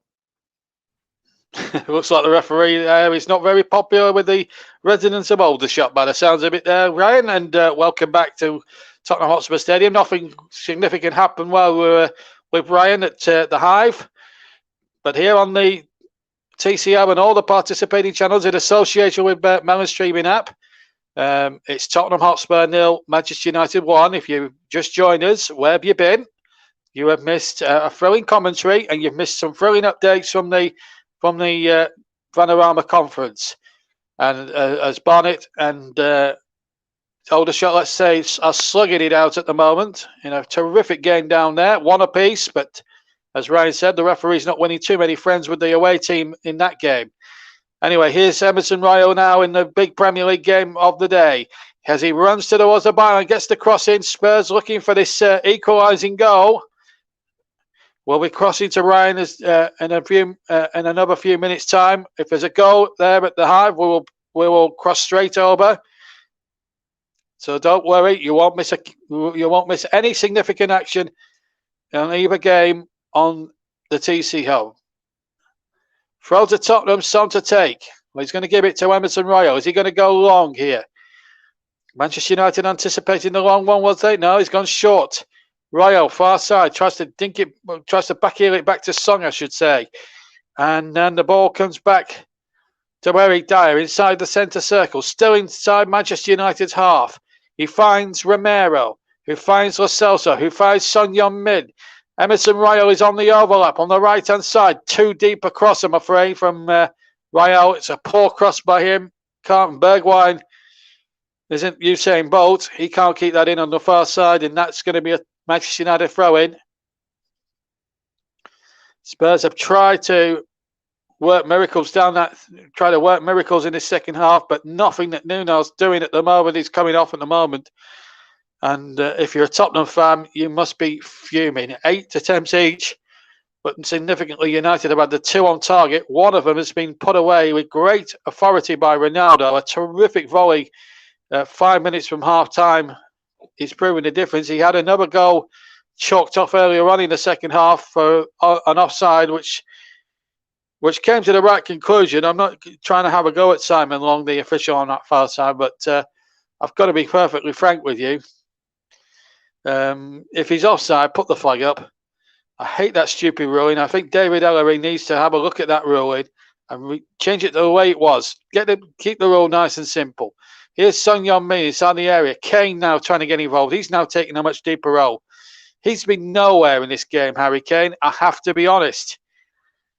It looks as if, and I don't want to upset any Tottenham fans listening here, but it looks as if to me, looking at him, and I certainly saw that in a lot of periods against Arsenal a few weeks ago when I last covered Spurs, it looks like his head has been turned by the Manchester City move. It really just seemed that way to me. I'm sure John Kane, our old colleague, will have a few wise words to say about that on social media a bit later on. But from an outsider looking in, Kane looks as if his head has been turned. And they've not really been in good form. Defeat to West Ham prior to that. They've got to place them again in the Carabao at home, and that is going to be a tricky task. Let me tell you, with West Ham in sparkling form at the moment. Harry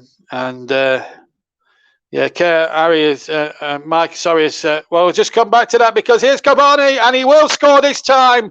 Edinson Cavani dinks it over the goalkeeper, and Manchester United this time will go 2 up, and the pressure now mounts on Nuno Espirito Santo. It was really shocking Tottenham defended, it's got to be said, and Manchester United and Ole Gunnar Solskjaer, well, he's going to have a bit more of a stress-free weekend, Ole. That is for sure. The wheels on Ole Sports are now turning nicely. Tottenham Hotspur 0, Manchester United 2 now, and it's the Uruguayan Edinson Cavani who scored.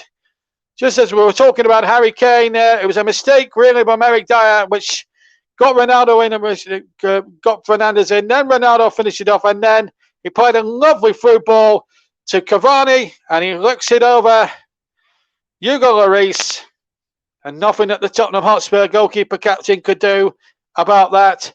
And Manchester United now, with 25 minutes almost to go of this game here at the Tottenham Hotspur Stadium, have got, surely now, barring accidents, but all 3 points. Let's check in on what's happening in that all-action game at Barnet in the conference with Ryan.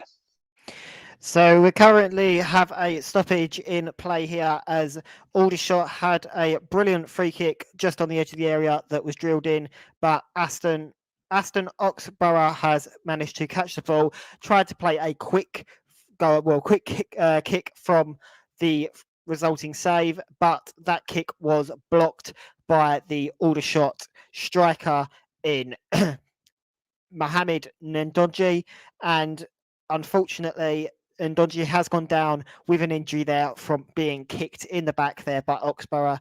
It was not intentional, but unfortunately these things do happen in football.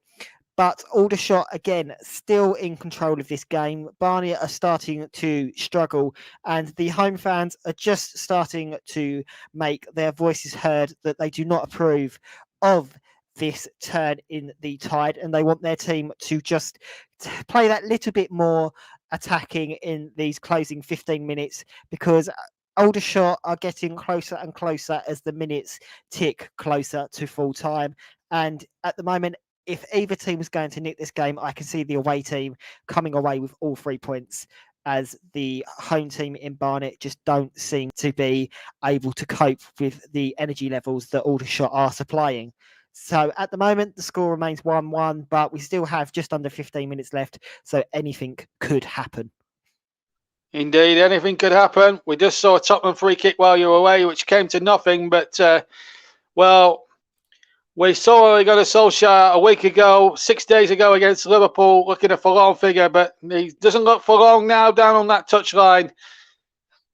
And Manchester United look as if, unless Tottenham come back, do a Wolverhampton Wanderers and come back in the grand manner, like Wolves did at Aston Villa, I should say, and come back in the grandest of manners and win 3-2, then I can't see United not ending their 4-game losing streak. Well, they haven't won in 4, but I think that's going to end today. Cavani's been penalised meanwhile, and Stuart Atwell, he hasn't had that much in the way of controversy as our man at Barnet our ref at Barnet's had to do. But it sounds like to me from that game that looks as if we're going to see was it Marcus Rashford there? Paul Pogba isn't in the team, incidentally.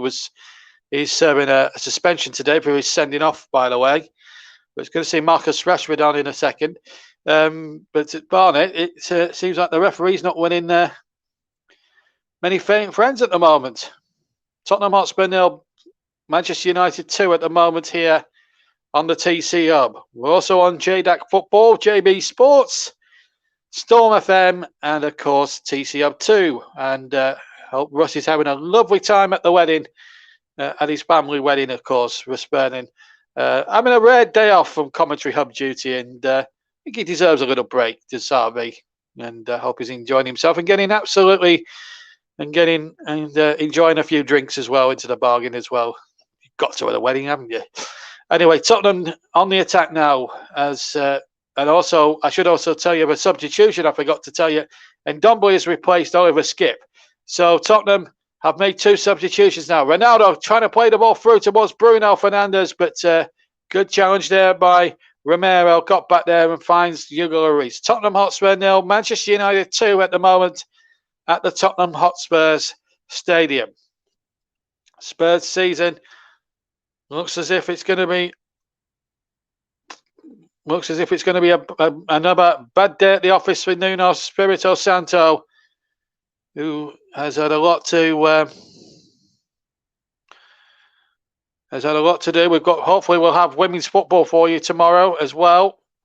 We've got we hope to have both semi-finals live for you on the women's game. Women's semi-finals, FA Cup. Of course, the final will be played in December at Wembley. Again, a week, and then in just over 2 weeks' time, we'll have comprehensive commentary, alternate commentary of the first round of the FA Cup starting on starting in 6 days' time on Friday night. And we'll take in some of the televised games. All of them are being played on terrestrial television. 1 on 2 on the BBC, 4 on ITV. So we'll look to delve into the great, good and grudgy proper world of football, which is the first round of the FA Cup. And of course, a little bit of Premier League thrown in for good measure too, I would suggest.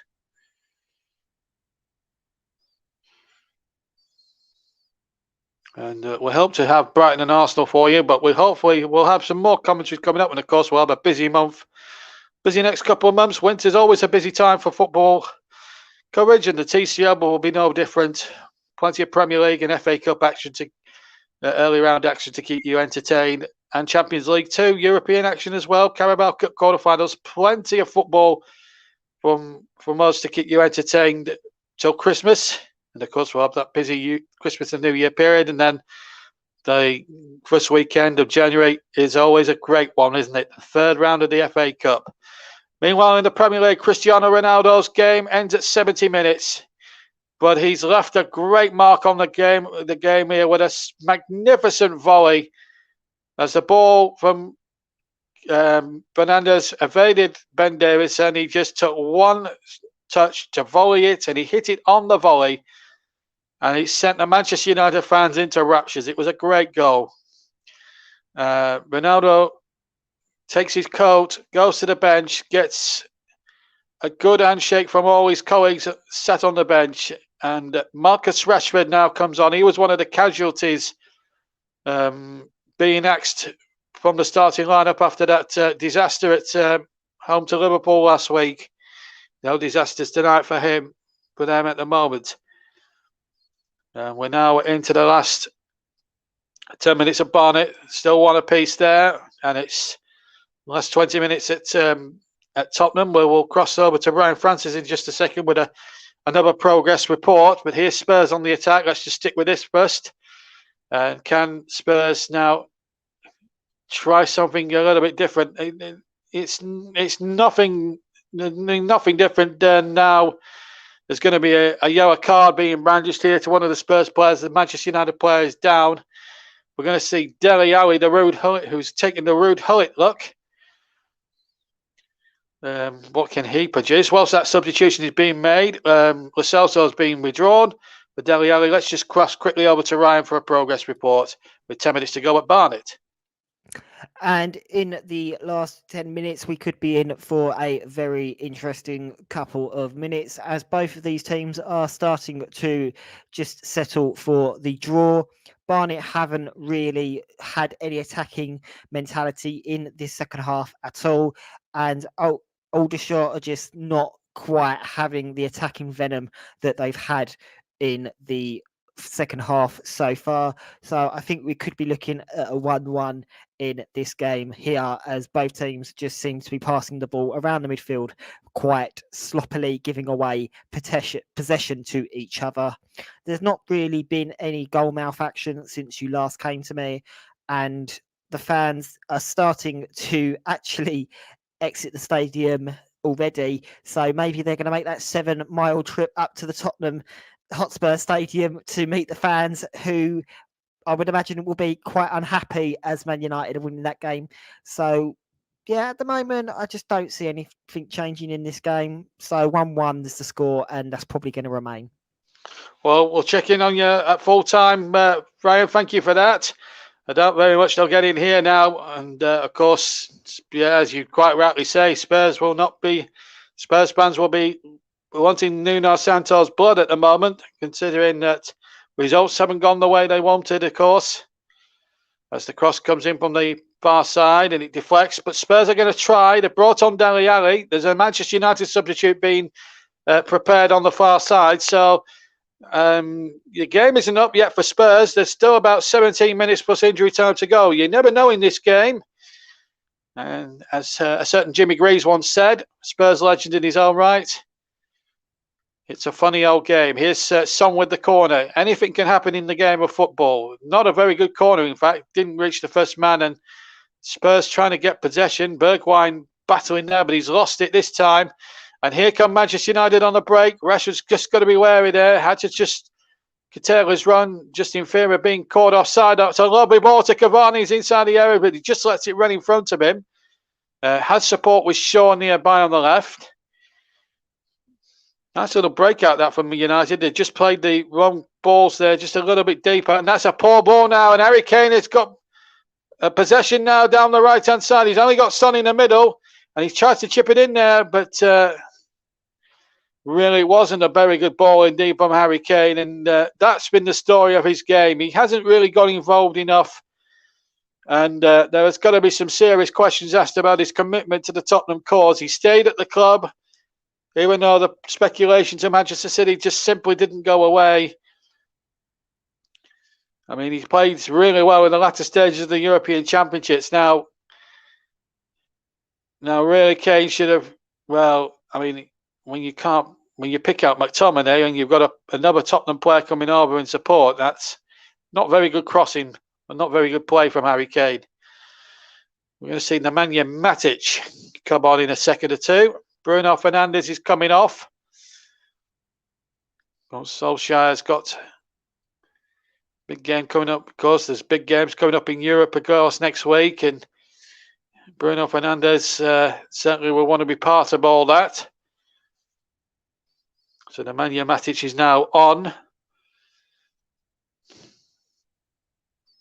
Former Chelsea player, has won a league title with Chelsea, of course, in his days at Chelsea under Jose Mourinho. Was brought to the club by Mourinho, in fact. 14 minutes left to play. And the wheels on Ollie's bus are really turning quite nicely now for him. And they've responded today in the best possible way. Looked a tricky old trick for them down to North London this afternoon or this evening. But they've really put in a very dogged, very good away performance, which is fantastic. And we will have a player of the match, well, coming up in a second when I cross the Ryan next as well. I've got about 10 minutes or so to choose a player of the match for myself, and it's going to be a hard task. And Cavani scored, Ronaldo scored, United have played well as a team. Emerson Royal's made some good runs for Tottenham.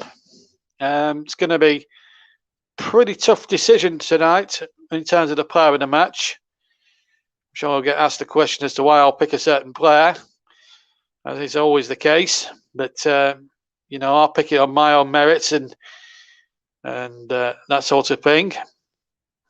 Ryan's got about 3 minutes of his game to go, and as soon as we go out to play, we'll just get a progress report. And as that goes up, they're into the last 3 minutes of normal time at the Hive. Is there going to be a winner, Ryan? Well, Barnet are currently on the attack for the first half, and the ball is crossed in, and Hull has scored a goal for Barnet. It is 2-1 here at the half. Hull has put Barnet back in front here with what could be their best opportunity of the second half, and he has scored brilliantly here, brilliantly placed the header into the bottom corner. Barnet have taken their foot off the gas all half, and Hull has managed to just nick these, possibly could have just nicked the 3 points here for Barnet here, as he has dispatched that ball beautifully into the net. And the Aldershot fans are going to feel so hard done by here, as referee Middleton has been against them all game, and they have now just conceded a second goal here when actually they were on top for majority of this half. Looking at my man of the match, it is going to be an Aldershot player as well. And it's going to be the man that has twisted this game here for Aldershot, and it's Mohamed Salah, who, since he's come on, has just given the new energy, the new flair to Aldershot, which is what they needed in the first half. It was a great substitution from Aldershot, but unfortunately, I don't think it's enough here as Barnet lead 2-1. Thank you very much indeed. There you are. There, he's chosen his player of the match, and I must have been sidekick, because I haven't got a feed of the game on. By the way, I've only got the Man United game in front of me, and I thought, well, 3 minutes to go, we might get some action at Barnet, and sure enough, a goal has been given, and we brought it live, and we've got it live here on the TC Hub. How about that for timing? We couldn't have got that anymore. Anyway, we've got about 11 minutes to play in this game. We'll cross over to Ryan a little bit later on, and as soon as the full-time whistle goes for his full-time appraisal. But here we're going to concentrate on Tottenham's latest corner, won by Emerson Royale. Can Manchester United hold out? Spurs have got just over 10 minutes to try and nick a couple of goals. Can Son Heung-min make the difference? Deeper corner this time. On the volley. Oh, it was miscued badly there on the volley. Not sure who it was. And there's been a penalty appeal. We'll go over to Ryan in a second or two. Here's Emerson Royale. We've just got to stick with this Tottenham attack. Here's Son Heung-min. Here's Royale again. Spurs laying siege to the goal, and they can't get the ball through. And Manchester United have won a free kick. Let's just go quickly to Ryan for this penalty appeal. Down at Barnet, who lead 2-1 at the moment. So Aldershot have then kicked off from the goal that was scored by Barnet, and they have instantly put the ball into the box, and there was appeals for a penalty, as there was a handball from the Barnet defender, and referee Middleton, unsurprisingly, said no penalty there. Looking back at it, I definitely think that Aldershot had a fair chance of appealing, and I think referee Middleton has definitely got that one wrong.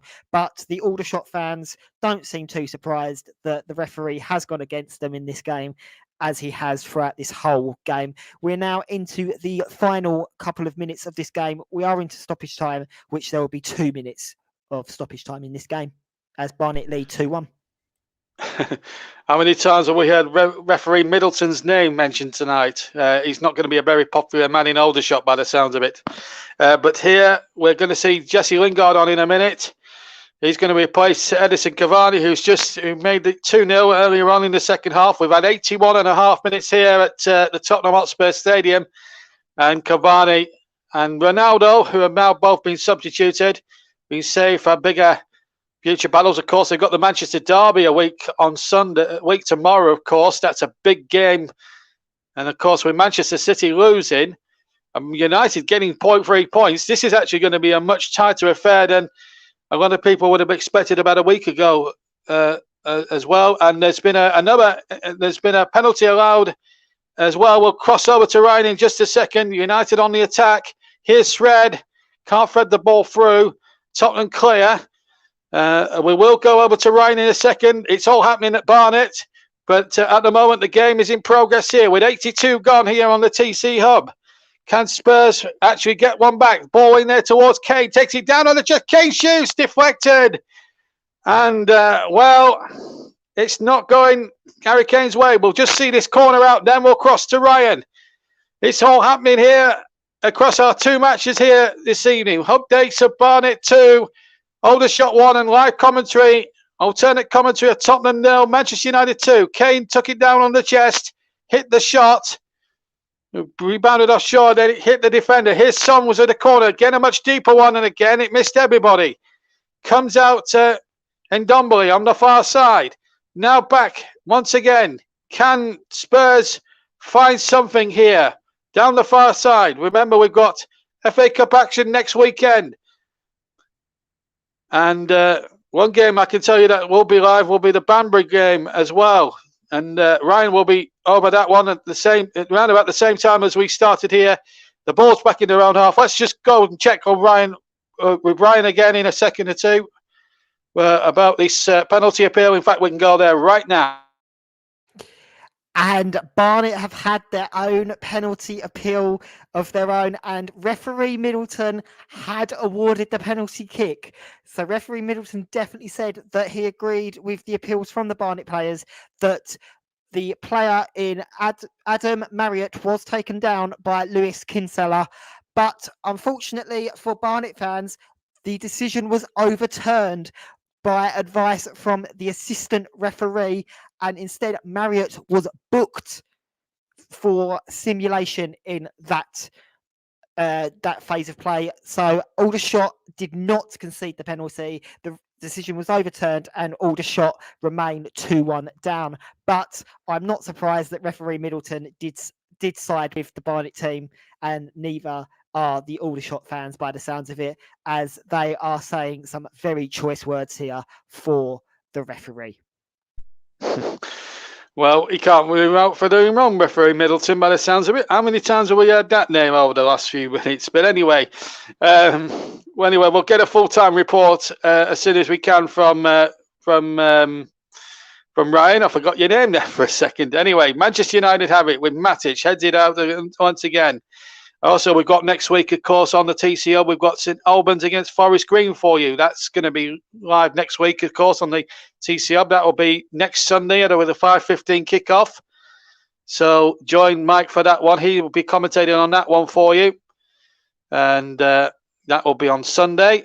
And I've got Dagenham and Redbridge against, at the moment, I'm down to do Dagenham and Redbridge against Salford on the Monday night. Wes has got the Colchester tie on Friday. So we've got 4 potential ties for you to flip over on over the weekend.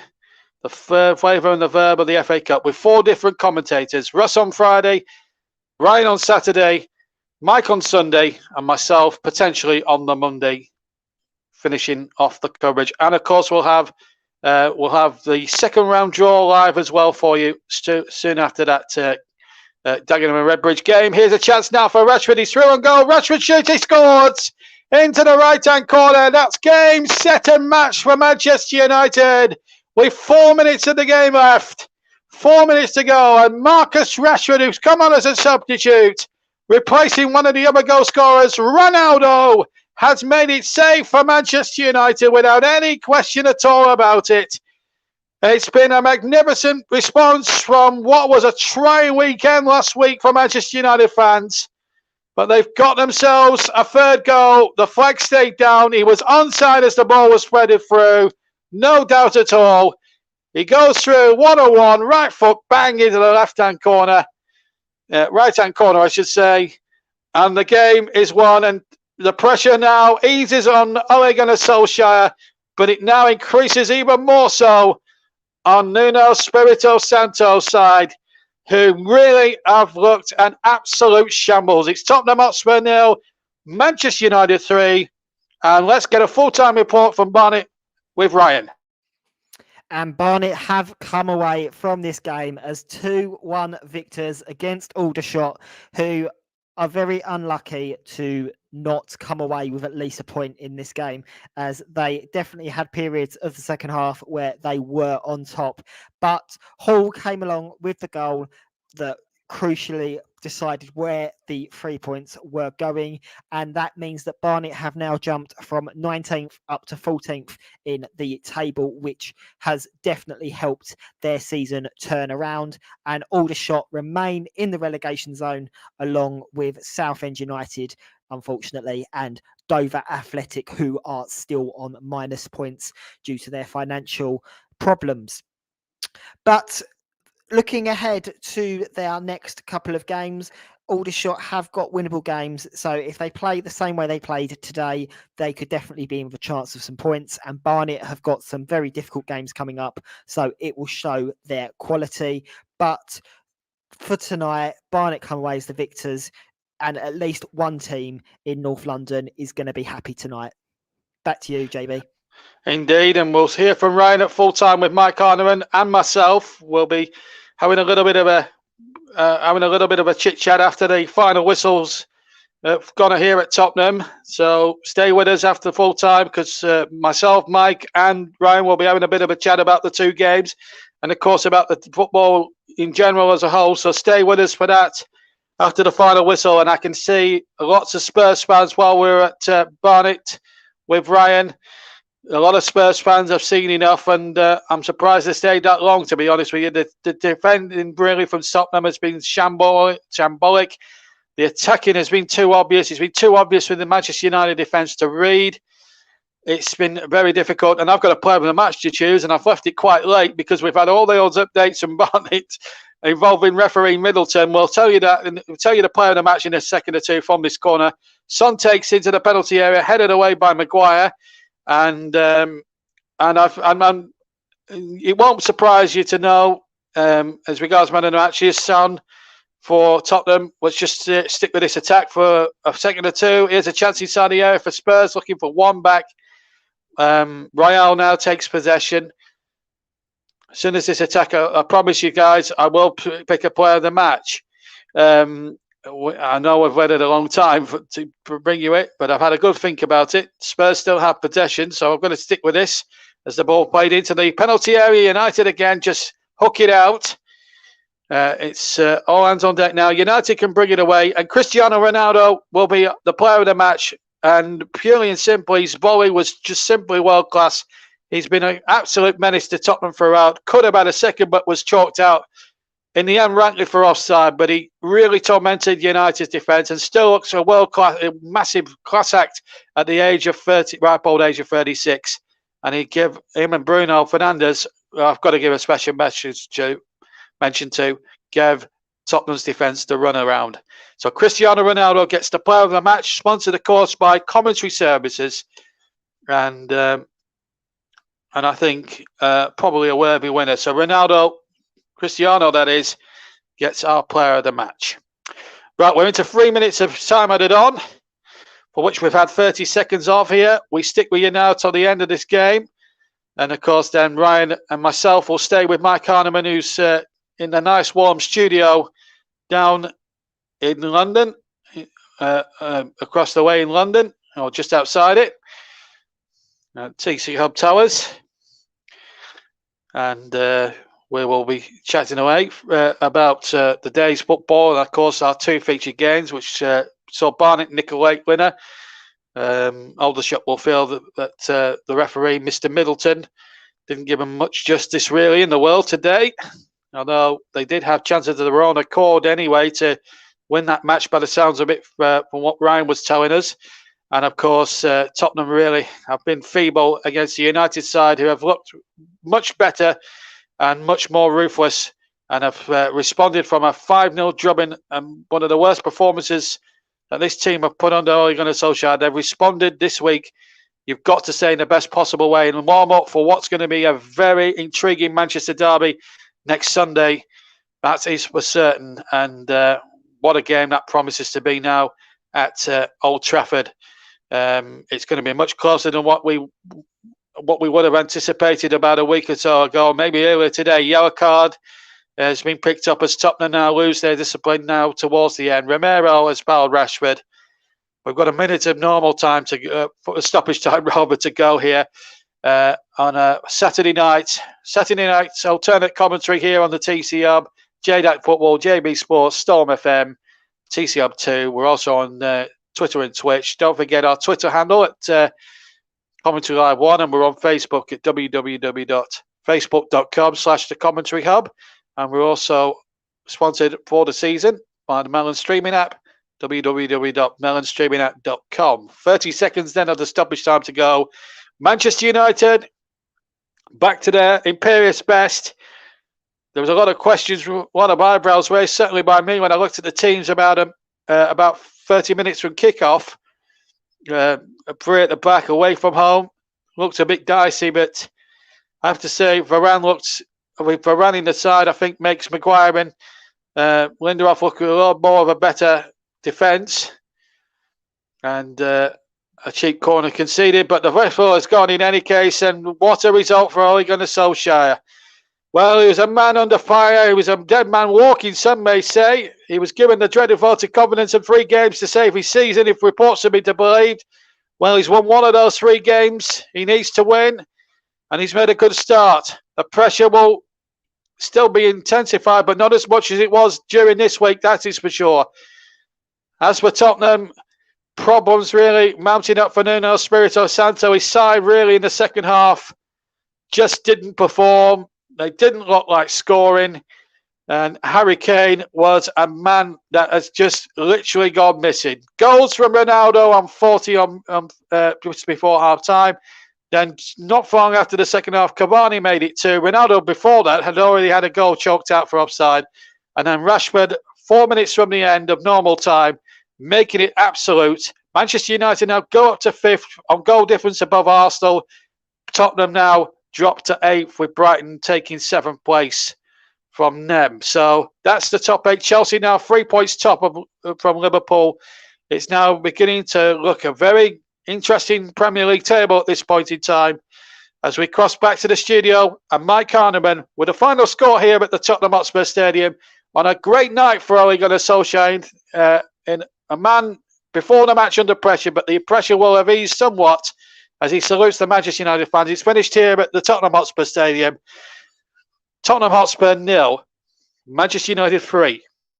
Thank you, JB. So it's Ole Gunnar Solskjaer and Manchester United that win what some were referring to as the battle of, I think it was El Sakiko, I believe, between Tottenham and Manchester United. And it was the latter side that won that one there by 3-0. And of course, in the other game, it was Barnet 2, Aldershot 1 as well. So we've got the two of them, JB and Ryan, both sticking around. And my first question really has to go to you, JB, and it's in regards to sort of, Nuno Espirito Santo and Tottenham. Where do they go from here now? Of course, they got a game in midweek in the Europa League, and then they go to Everton after that Premier League action next weekend. Well, it's going to be tough now, isn't it? I mean, I have to be honest. They looked a very, very disjointed outfit in the second half. They played well for most of the first half, let's not forget, and had a couple of good opportunities. But really, there's a lot. I think there's a lot of internal team problems. The Harry Kane issue, several players. I just don't think. I mean, the tactics suspect. I mean, they've lost 2 on the bounce. I mean, they had chances at West Ham last week, didn't take them. And got punished for them. And defensively, they haven't replaced Vertonghen or and that lot. It's been a horror show. And Tottenham fans, will be fuming because it took Levy about 5 months to appoint the manager. He probably had a decent shortlist, but went for Santo. Now, listen, let's not diss what he did at Wolves. Before that, he did really well. Decided to leave after 2 or 3 years. But was he the right man for Spurs? Looking at that performance today, I would say not. See, that would have been my next question to you, JB. You're kind of jumping the gun a little bit there. But, my question would have been in regards to Nuno Espirito Santo. And you've answered it there, that you don't feel that he's the right man for Tottenham in regards to how things are panning out for them at this present moment in time. So, Not what I've seen today, I'm afraid. And I'm only basing it on what I've seen today. I mean, I've only covered 2, maybe 3 Spurs matches for the TCO. I mean, I covered the North London derby, as you know, and for the first 45 minutes of that game, they were totally outclassed and outplayed by a ruthless Arsenal. And I saw more elements of that today, unfortunately. And United, when they get on song, they were just ruthless, and it was just like what Arsenal were a few weeks back. And again, I saw elements of that. And there's serious issues at Tottenham Hotspur right now with the players, the manager, the chairman. I feel sorry for Tottenham supporters. Yes, they had a good cup win in a week at Burnley and probably just about deserved it when I look back in the cold lighted day. But that aside, really, the last 2 league performances, you've got to be honest, they've not been good enough. Thank you, JB. I'm going to put a question to Ryan here as well. Of course, he was watching the game just down the road a little bit at Barnet, and it's a great victory for Barnet in the end. They rode their luck a little bit at times, but they got over the line, didn't they? And that, last couple of minutes, was very frantic, and you've done a very sort of sterling job in keeping us cool and calm and composed as you did in those sort of circumstances as well. Yeah, and I mean, Barnet, they're the specialists in that, in delivering late drama. I mean, a lot of their goals come within the last 15 minutes of games, so you can never write Barnet off. But unfortunately, what they've not done in previous games that they actually managed to do today against Aldershot is they've not managed to defend very well. But Aldershot had their chances in the game today, and during those periods of play, that's where Barnet held their own and fully deserved in a way to at least grab a point out of this game just by their defending. So the fact that they've come away with 3 points maybe could be considered lucky. Some of the refereeing decisions in this game were doubtful, but Barnet, to full credit, just based on their defending, definitely deserved to come away with at least a point. And luckily for them, they've come away with all 3 points thanks to Hull. And that would have been my next question as well. You're also going ahead a little bit, but in regards to the refereeing performance, he's certainly off the Aldershot fans' Christmas list, isn't he? 100%. And I mean, this is the second game this season that Mr. Middleton's done. And I mean, he had Aldershot's opening game of the season. And in that game, he wasn't a fan's favourite either. And they made that quite clear. So I think when Aldershot fans knew that Daniel Middleton was going to be the referee for this game, they unfortunately did have fears that the decisions were going to go against them. But although the decisions did go against them, Aldershot still gave quite a good fight against the Barnet team that could have possibly have been taken if those chances had been capitalised on. And of course, you mentioned Mohamed Salah as well, come on and had an impact for Aldershot. So, of course, you gave him your player of the match as well. And do you think that, he's one player that was certainly unfortunate to be on the losing side? He's definitely unfortunate to be on the losing side, and I think that if he started, he possibly could have actually changed the game completely and could have ended up being on the winning team because he had such an impact after coming on. And I mean, the circumstances surrounding his substitution wasn't great. I mean, that crunching tackle, I don't know how it ended up still being 11 versus 11 in that game because it should have easily have been a red card, but Mr. Middleton decided differently. But no, I mean, Salah was absolutely phenomenal for Aldershot, and I can see some of the Football League teams possibly eyeing him up in January, if not in the summer. And that's quite an interesting point there, of course, with the next transfer window just round the corner, really, only a couple of months away now. JB, just in regards to Manchester United as well, they bounced back, and it's a perfect day for them, isn't it? 3 goals, clean sheet. Couldn't have asked for any more. Absolutely. I mean, the pressure was on Solskjaer, as you said. It was the El Saki goal, wasn't it, today? But the pressure was on Ole Gunnar Solskjaer. I mean, I did the Liverpool game recorded last week, and I spoke to Russ in the week about it, and we actually were amazed he hadn't been sacked, but.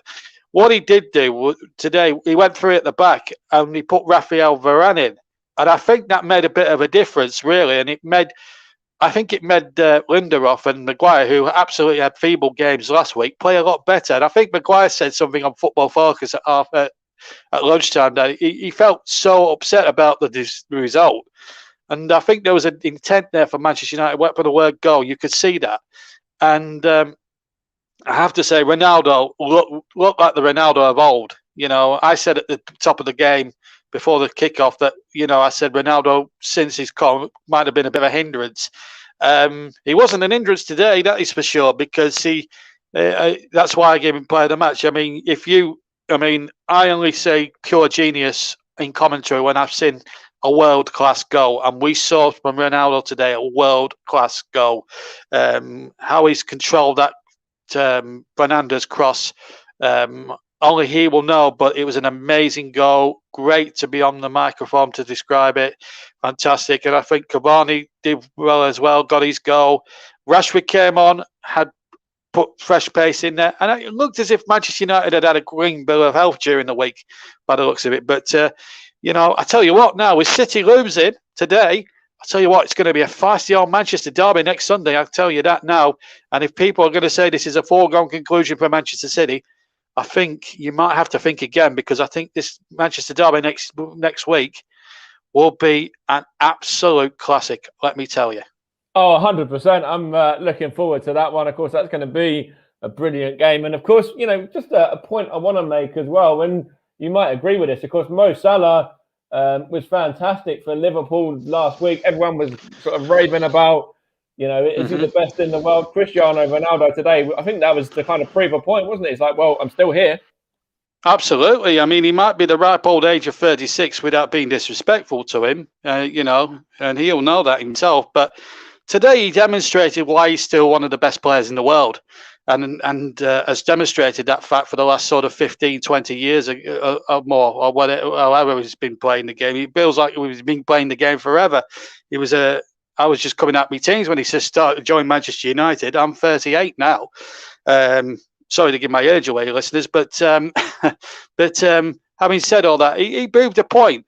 But I think, he needed to. And I think Manchester United had to put on a good team performance, because Solskjaer's head, let's face it, before tonight was on the block.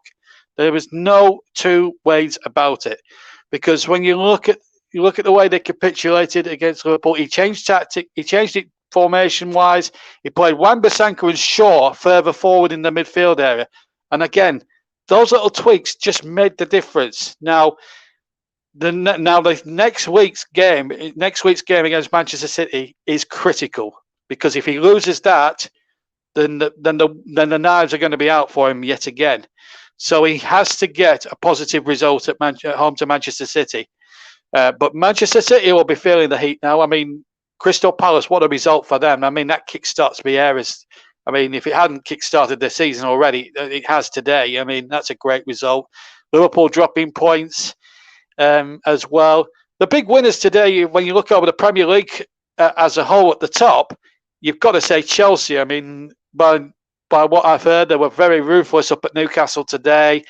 That is a given. So I think we're now starting to see the pressure cranked up on the likes of Liverpool, Manchester City, and teams like that at the top. And Thomas Tuchel is, you'll agree with me on this, he's going about his business very quietly, very astutely.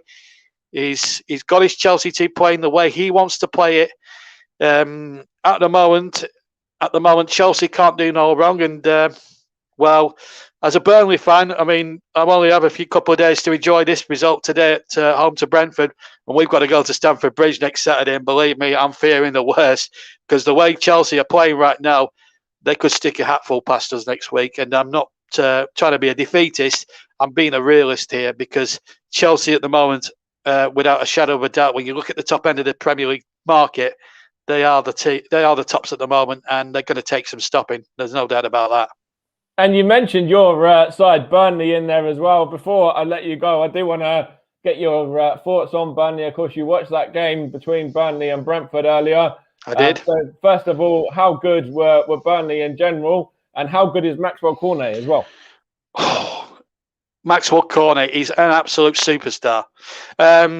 before I talk to him in a bit more depth, I think the team performance was a lot better. We didn't play as well as we should have done. I thought we played okay against Southampton. It was the individual mistakes that cost us 2 points last week. And I listened to the local BBC radio that evening, and Glenn Little was saying if we don't get results fast, we could end up in a relegation battle. And I think they may have heard what he said there, because today they looked a different team. They looked a team transformed. Sean Dyche's 9 years in charge might have had something to do with it. The crowd got behind him. You could sense that watching the game through on the TV. And it was amazing. Wood got through, scored. Also helps when David Ray is out for 5 months as well, to be fair. And that's no disrespect to him, when he suffered that injury last week at Leicester, onto Leicester. But the first goal, going through Wood, that was the Wood I know and love. It's sticking that in the net where on other occasions he's just either hit it at the goalkeeper or he's hit it over the bar. Then Cornet actually should have added a second, but was had his goal marginally choked off by VAR for offside, which was a bit unfortunate, to be quite perfectly honest. I would have given it, but I'm biased. But then it didn't matter because Lawton comes in, poor defending from Brentford, it's got to be said. Lawton comes in, free header, 2-0. And then Cornet, what a genius this guy is. And he finishes his third goal terrific well into the top right-hand corner. And I'm dancing away, not being able to believe what we're seeing. And we could have been 4 or 5 up, although to give Brentford their fair dues, they did have a good spell in the first half where Tony forced a terrific save from Nick Pope, who looks back to his best, by the way.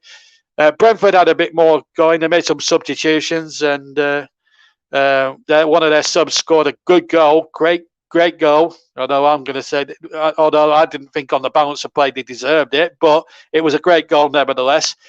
But we saw the game out. The game was won at 3-0, but still one clean sheet. That's a little bit of a concern, but it's a step in the right direction.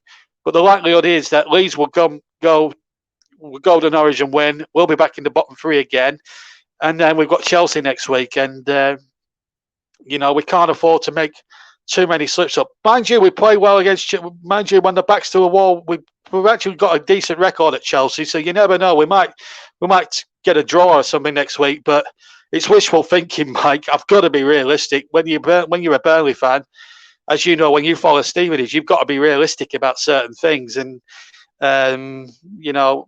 the likelihood of Burnley going in there and repeating their heroics of 2017-18 when we went there on opening day and won 3-2, I think a very, very slim, probably a 5% chance of that being repeated. But football's a funny old game, but you'd still fancy Chelsea next week. So, but it was essential, though, to get the 3 points on the board. Great team performance. I hope we can get a little bit of a draw maybe next week, but as I say, it's wishful thinking. But a great 3 points nonetheless today. I thought you were going to be raving. You were going to be like, well, if West Brom can beat them 5-2 last week, then why not? Last year, sorry, I should say. Yeah, but they didn't have Thomas Tuchel in charge. Well, they did have Thomas Tuchel in charge, but he'd only just took over, hadn't he? But this season, it's a totally different animal. When you've got Lukaku and firing on all cylinders and all that, it's a completely different animal. So you can't really judge Chelsea last year to this year, can you really? They're a bit more of a different animal this year, Mike, and it's got to be said. And that's one of the reasons why they're top of the league, because they've been very, very consistent. Yeah, they've had the odd defeat. I think they've had one defeat against Manchester City, and they were a bit unlucky to lose that, if I'm being honest. But they are top of the league with 26. They've got 26 points for a reason, because they're consistent as hell. They're brilliant. They're a good side. I've been impressed with them so far, and I think they're going to be hard to stop right now with the way that Man City have dropped 3 today, Liverpool have dropped 2. Thomas Tuchel will be rubbing his hands tonight with glee. I can assure you that. Yeah, that's absolutely right. And I think Chelsea and Thomas Tuchel, well, they were certainly my tip to go all the way this season and win the title. I know they were. I'm not too sure if you tipped them to win the league, but you certainly tipped them to be up there, didn't you? I didn't. I thought they'd be top 4. I actually backed Liverpool. I still stick with Liverpool because you can't write off Liverpool. But Chelsea are the team to be shot at the moment, and they're in the driving seat, quite rightly so. Their performances have shown The performances have shown, and have shown to be world class, and they've got the points to back that up. As I said, just 1 defeat from 10. That's a good start to the season in anyone's language in any league. So, you've got to give the honours to Chelsea at the moment, but there's a long, long way to go. And the real test for Chelsea will come halfway through the season, when the games start piling up. In December, Christmas, New Year period, FA Cup third round. I think they're still involved in the Carabao as well. So they're in the hunt for at least 4 trophies at the moment. It's not. This will be the acid test. December will be the acid test for them. How will they react as a side? And if they pick up 1 or 2 injuries, it could all alter. So December, I think next month will be very critical if they. In terms of whether they're good enough to last the course over a 38-game season. Yeah, that's right. And Chelsea are indeed still in the Carabao Cup quarter-final as well. They're facing off with Brentford next time out. What a tie that is. Obviously, a side that you know, because obviously your Burnley side played them and beat them today. So that's obviously the London affair. Arsenal at home to Sunderland.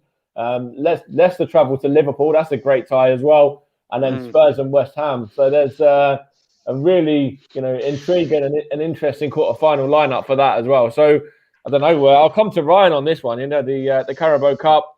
That's the quarter-final. Looking like that. Sunderland, got the draw that they wanted. Really, Lee Johnson, I think it was, said he wanted Arsenal away, and then maybe one of their bigger sides. Do you think he might come back and bite him? I definitely think that will come back and bite them. I mean, especially if you look at the recent form that Arsenal are in, they've hit the form now that people expect. And I think it might even possibly be a little bit disrespectful there from Lee Johnson to say that he was favouring Arsenal or Tottenham, because, I mean, especially as we've seen today with Tottenham, it's sort of kicking a team while they're down. And that's something that I definitely wouldn't expect in football. But I definitely think that it will come back to bite him. I think Arsenal will end up beating Sunderland, and possibly it might even be quite comfortably as well, especially if you look at the way that Arsenal played today against Leicester. If they have that sort of mentality and that sort of ability on the field against Sunderland, then I can see it only going one way. Absolutely. And of course, I mentioned at half-time that his Sunderland side, were beaten 5-1 away at Rotherham today as well. So, as I said at the time, focus on the league first of all, because obviously that's what you need to prioritise. And that's definitely something that, I mean, I've spoken to Sunderland fans over the past couple of years, and I mean, they're in a similar situation to what Southend were in, just not as bad, where they're playing football in a league that they shouldn't even be in. They should be up there with the likes of, the championship clubs that are fighting for promotion, or even possibly fighting for their survival in the Premier League. But instead, they're sitting down in League One. And I know that Sunderland fans aren't happy with that. And I know that they do want more in the league. So maybe, like you said at halftime, Lee Johnson should actually be focusing on the league and not playing these mind games in the cup against teams that could potentially actually make him look quite silly. Yeah, absolutely. And of course, JB, your Burnley side were knocked out last round by Tottenham, although Tottenham Thanks for reminding me. were fortunate to get through in the end, with the red card in particular that wasn't given. Spurs, West Ham is next for them, and obviously you covered West Ham in the game when they knocked out Manchester United. They've obviously gone on and knocked out Man City now as well. What a game that's going to be. Of course, two sides in real sort of opposite form, aren't they? Of course, West Ham are doing well in the competition, but Tottenham are sort of dire straits for them at the moment. Absolutely, and I thought Tottenham actually were quite poor at Burnley. Mind you, Burnley were just as bad as well, really. It was a game, really, that didn't have many chances in it.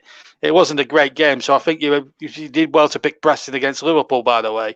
I think West Ham will fancy their chances, even away from home. I think West Ham, at the moment, they're on a roll. They've got Aston Villa tomorrow. Again, they'll fancy their chances in that one. One thing I've been impressed with West Ham so far is David Moyes' man management. He's playing Mikel Antonio, who, as we all know from his earlier career at West Ham and at Sheffield Wednesday when he first came to prominence, he was a winger. He was a winger by trade, and he's converted him into a centre forward, and it has transformed Mikel Antonio's career for good, because he's unstoppable at the moment. He's in great form. Scored the winner against Tottenham, incidentally, last week. got in front of, ironically, Harry Kane to score. So, I think that'll be an intriguing game. I can't, you know what? I fancy West Ham strongly in that one. No disrespect to Spurs, but based on what I'm seeing at the moment with Spurs, I didn't think they were that good against Burnley, but they had enough. Could Oliver Skip been sent off? Yes, possibly. But, at the end of the day, you can't just blame going out the cup on one refereeing decision, because Burnley didn't play well enough on the night by their own accord. So you can't really keep blaming the referee for anything that goes wrong. So Tottenham just about had enough nous to get through it. They were very fortunate, but they got through it. But I think West Ham, so far this season in the league and in the Carabao, and let's not forget the Europa League, they're on a good run at that. They haven't lost a game in that yet. They're on a really good run, and it was a decent group they had. They're going to take some beating at the moment, because Moyes, I'm telling you now, he is probably the best manager they've had for years, probably since the days, I will say, of Harry Redknapp. And that's going back 20 years. So they will not, I don't think that would have been a tie that Spurs would have wanted. So West Ham will be licking their lips, despite the fact that they've got to go away to White Hart Lane, or to the new White Hart Lane, I should say, for the quarter-final. But I'll tell you what, West Ham are in a terrific vein of form. And if they win a trophy, good luck to them, because they've deserved it. The way they've played the first half of the season, you've got to say they've been impressive, and they'll fancy their chances in them quarterfinals down at Spurs. That is for certain. Okay, thank you, JB. I'll let you go now, and I'll also, Ryan, I'll let you go as well. Thank you for the updates there on the Barnet game against Aldershot, Ryan. It sounds like a really sort of riveting game, and plenty of action in that one. So fantastic job that you did there as well. That's fine. And JB, I wouldn't let the Aldershot fans hear you say that it doesn't matter about a referee's decision, because they may come hunting you down. What I was saying really during the commentary is I only based it on what you said, Ryan. They do have chances by their own accord to win games. So you can't. Yeah, so you can't just blame the referee. That's what I'm saying. And my friend Trevor Sports, he's a bit of an Aldershot fan as well. I'm not sure he'll be after my blood tonight if he's listening. Evening, Trevor, by the way. He's a friend of mine, and I'm sure he'll understand where I'm coming from there. It's been a great night, lads. I think the Aldershot fans will want Mr. Middleton a bit more. I think I've heard enough Mr. Middleton for one night. Yeah, absolutely. As I said before, he's certainly off the Aldershot fans' Christmas list. But thank you, JB, as well, for that brilliant coverage of Tottenham against Manchester United, and a much-needed victory for Ole Gunnar Solskjaer as well, as we touched on. Absolutely, it's been a joy and it's been a delight. And now I'm off for I'm off for a bit of grub, and I need it after tonight. I'm telling you, it was a nice bit of tea, well earned, I think. Anyway, take care, and I'll see you soon. Thank you, Mike. Cheers. Thank you, JB. Just a quick reminder to everyone that we've got Chris Coughlin on tomorrow as well. He's going to be covering the game between Aston Villa and West Ham, so make sure that you tune in for that one. But other than that, on the day where Manchester City were beaten at home by Crystal Palace, and Manchester United went to Tottenham, they did what they needed to do. They bounced back in style after their defeat to Liverpool last week. It's all set for that Manchester derby next weekend. Cheers, everyone.